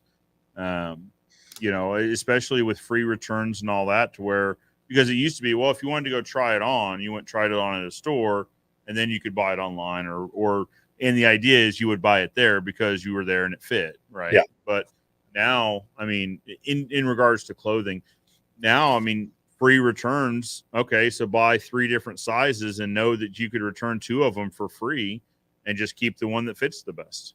Yeah. Well, and then the speed of which things can ship too. If you've got a good fulfillment company, like the stuff that we ship, I got a report the other day, and literally 92% of all of our orders are delivered within 2 days of the time that they click buy it now. So It's impressive. It really is, Caleb. Yeah, and that's the entire United States. Mm-hmm. Mm-hmm. Is 92% is within 2 days. So it's just very impressive. And I think our number was 96% of orders ordered on Thursday arrive Saturday, and another 3 or 4. No, it was 90% arrive of orders placed on Thursday arrive on Saturday, and another 3 or 4% on Sunday, making it like 93 or 96% of orders on Thursday arrive over the weekend, and on Friday, like 90% of orders placed on Friday arrive Sunday. Wow. Or Saturday, if they're one day delivery. So it's just crazy. We swapped to FedEx, and they're just, man, those guys are just on it. They are on it. Sorry, UPS. I love UPS, man, but just FedEx just came in and just beat them to death. I'll say this: FedEx Ground. FedEx Ground is good. We use FedEx Home Delivery and FedEx Freight. They are both over the top for us. Very good. Freight, I don't. So not with your guys. So we buy a lot of fittings from Nationwide. Nationwide Industries, phenomenal fittings if you build chain link fence. FedEx Freight murders their shipments. I mean, absolutely destroys them. We ordered a pallet of carriage bolts, 5/16 and 3/8 by whatever, galvanized and black. There were 2 boxes, 2 randomly sized boxes. Like Nationwide is very uniform. All the boxes are the same. We got a pallet, and there's like some random white box, like shrink wrap to it. They had driven a fork into the top level through one of the boxes, and I guess just destroyed it. And so then they went and found a shrink wrap box and just like put these bolts into it and shrink wrapped it to the pallet. Like, whoa. So now we got to count bolt. Like, what are we doing here? Like, that's not great. Like, okay, well, one time thing. All right, not a problem. No, like the next 3 shipments came in, just they have stickers all over. Do not stack. Do not stack. Top row. Smash. You know what? I tell you what I think your problem is. I think your problem is that Saint. What's the city it's in? Yeah, so it's probably that last mile. Yes, because we have had the exact opposite experience, but the stuff we ship you sometimes gets damaged. Yeah, and it gets damaged at that place that's 30 miles up the road from you. Stratford. You Missouri folks, y'all got to step your game up. Yeah, now that you say that, you might be onto something there. I think that's it. Well, because we had that problem with that terminal. They had smashed some. Well, so a new product. Well, you guys have announced it. So the citronella additive. Mm-hmm. You guys were shipping me some so that when I restained my fence, I'd include it and we could do a video review about it. Did you get it? You got it right. I got the second one. Yep, okay. I did. Yeah, I sent a much smaller second one. The first one was, but it's okay. We got $100 credit from them on that. So they smashed it and sent you guys pictures, and then I was with you guys. You're like, hey, well, we're at the Philly event. Hey, could you guys go grab it from Stratford? Like, yeah, no problem. It's 20 minutes, so we'll just go get it. And then like 10 minutes later, Bam says, well, never mind. They say that they destroyed it. Yeah. They took it home. Yeah, it was $4,000 for the product. So yeah, they took it home. Good thing you got that $100 refund. Yeah, that's that one burned a little bit, but those Missouri guys, we may want to start sending to a different carrier over there. Yeah, well, so well, and that's probably an isolated incident then, just with that this goes scrap. to show you company culture, how it could be. You Yeah. know, if it is in fact Missouri, it's like maybe 10 locations are great, but you got one location and they don't have the same culture, and it really can make you have a really bad name in your area. Yep. And everybody in Springfield thinks FedEx is terrible, but when actually they just got a bad leadership. Well, and that's the thing is I told Nationwide, do not send it on FedEx. Absolutely not. Because like I said, we're not going to go count carriage bolts to figure out, are we missing a pack of 100 or something? Because it's about 10,000, 15,000 of these things. We're not going to count to see if we missed a few. I'm just going to assume they're there. But it's like, just send it. So there's other carriers that deliver to us for like Uline or whoever else. Here's the carriers that when it shows up to us, it's in good shape. Send it on one of those. And if there's a difference in freight, I'll pitch in on it, because I'm making this special request. I'll help you guys out with it or whatever. Do not send it FedEx freight, whatever you do. Pallets come in destroyed. Like we had, it's just, I could share pictures with you that as a company that ships stuff that would make you cringe. I mean, it is just, it's really bad.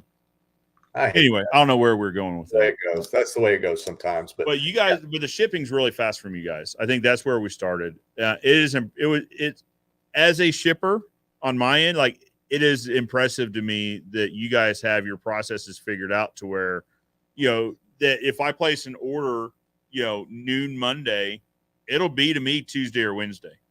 Like it's good. If you place an order noon Monday, it's on a truck at 3:00. Yeah. Yeah. So we have freight trucks that come pick our stuff up now instead of just the regular UPS or FedEx truck.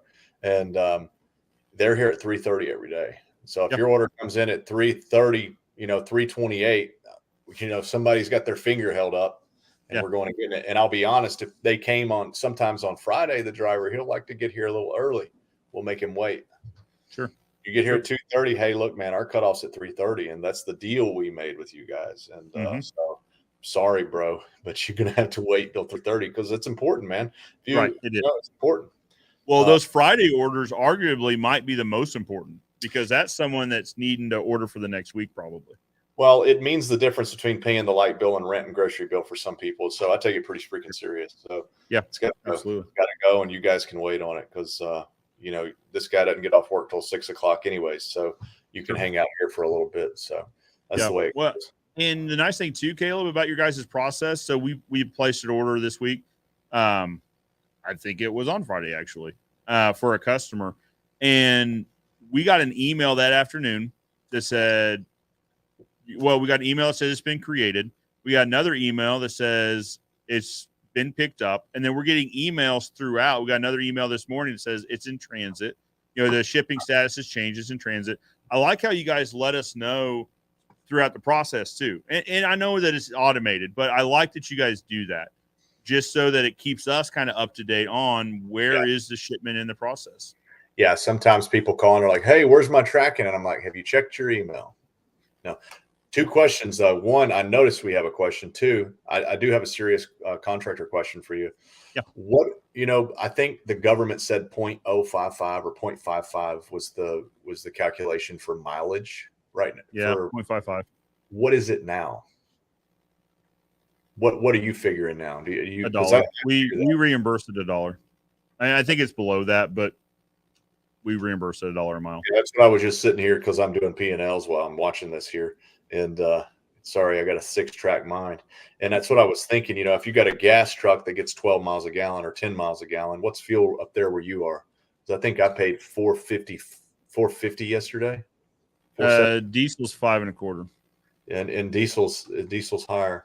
But diesel trucks get better fuel economy. So So let's just say $4.50 a gallon, and we get 10 miles to gallon. Divided by 10, it's 45 cents a mile plus wear and tear. What's your diesel trucks get with your big plus trailers? Insurance. Yeah, so 16. We use 16 as a number. So I think it's as high as 5.79 here divided by 16. So that's 36 cents a mile, plus wear and tear, and a new set of tires for a dually is not cheap. So yeah, Neither is the oil change. It's a no, couple $100 oil change. yeah. So I'm gonna change mine right now to $1. Yeah, I mean that's when our team members use their vehicles, we reimburse it $1.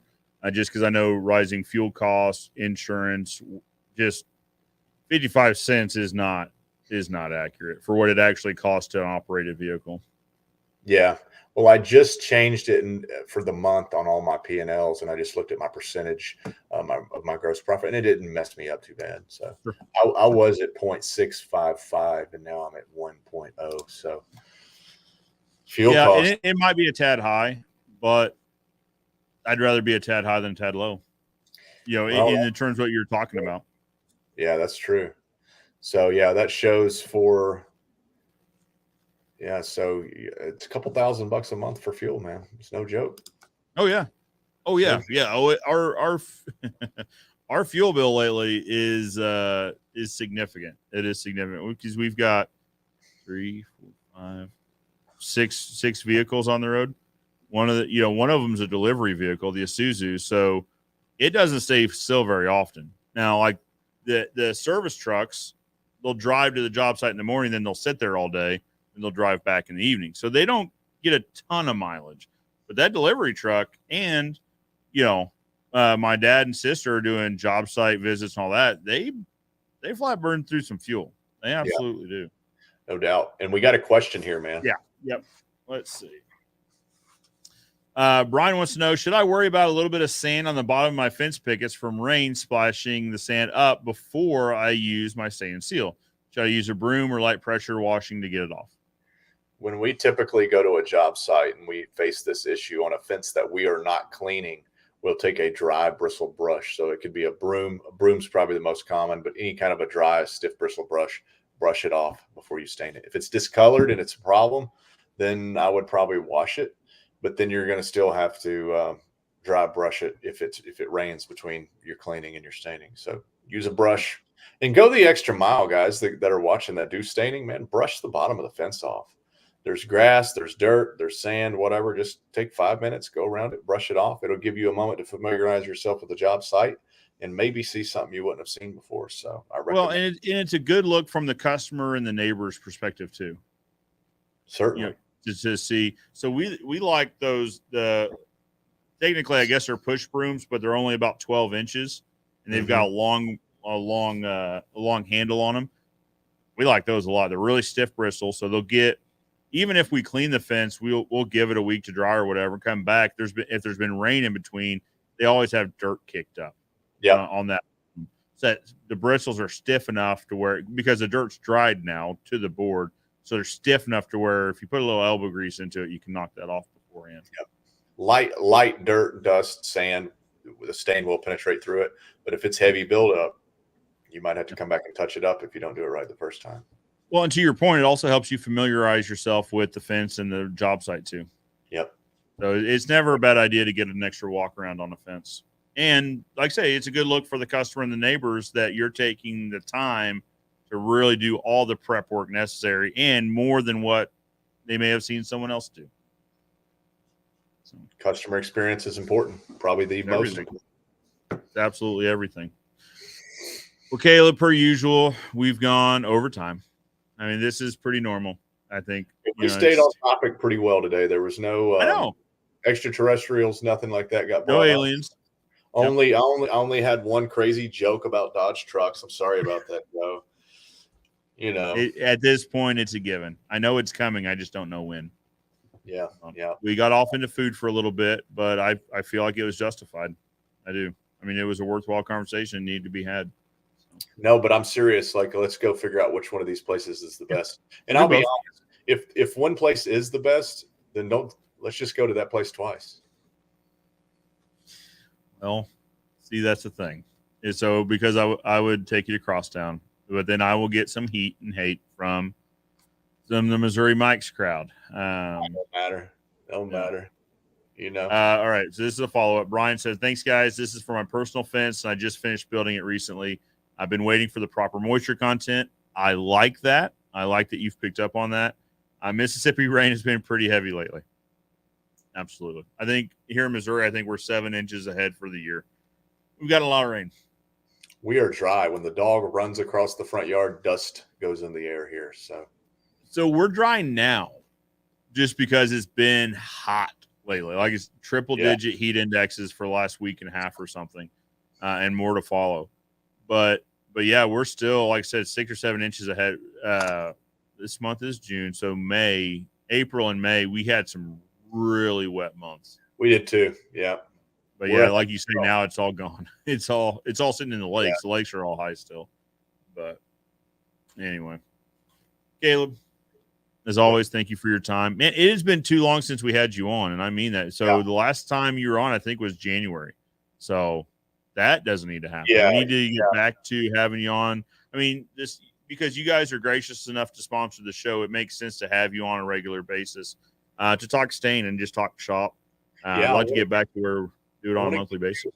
I want to get you a whole new logo. I'm going to hook you up with some cool stuff for the background. So yeah. So I saw because we get emails about products coming. I believe that's the email I got was there's a couple hats coming my way. And I just realized I did this entire show in my freaking Ozark Fence shirt and hat. That's a good look. That's good. Didn't even bother with the Joe Everest Fence Expert shirt or the Stain Expert hat. I think you gotta be true to who you are sometimes though, and you are Ozark Fence. No, that's true. We're getting ready to record content, so that's why I'm decked out. But so I apologize because usually I like wearing my Stain Expert hat. I got my expert shirt on though, Joe. I love it. Now, and I will wear the hat. I do, but I'm still keeping my old one because I like my old one a lot. I won't wash it because I'm afraid something will happen to it. The new ones are a really dark navy, which works great for stain guys. Yeah, they were, that's the only color we could get right now. Oh, is that right? Well, it works out anyway then. Well, it works out, but I may have to get you an orange one day. I will not say no to a nice orange hat for sure, but no. But like I said, I am keeping my old one. It's that gray hat with the orange lettering. That thing is sitting on my desk right now. So yeah, we're keeping it. I'll give you a Donald Trump line. I'll say, put it on eBay. It'll bring you $10,000. It's mine. It is mine because it's a relic now. It's a throwback. Yeah, I'm keeping it. I might have some like custom hats made or something. I don't know. I got an old one here, which is cool. Nice. Yep. Oh, let me share with you before we go. Yeah. Someone gave me this. Oh. Okay, this is Jack Daniel's Single Barrel Select, but it's special. Select. When I open it, I'll show you what's special. So, in America, for those of you from overseas, in America, we have this cool company called Barrett. They make the Barrett 50 cal. Uh-huh. And this is Barrett's 40th anniversary edition. Yes. So, anyways, when something really big and exciting happens, maybe you'll be here. We'll open this up. Let me know, and I will come there to open that with you. Absolutely will. That's like the cream of the crop when it comes to Jack Daniels. That is not only single barrel select. Never had it, man. So we'll see. But adios, man. I will see you in a couple weeks. Sounds good. I'm looking for. Yep, I will see you in North Carolina. Hey guys, remember, good fences make great neighbors, right? I love it. You stole the thunder. Joe Everest, the fence expert, reminding you the good fences make good neighbors. I'll see you next time.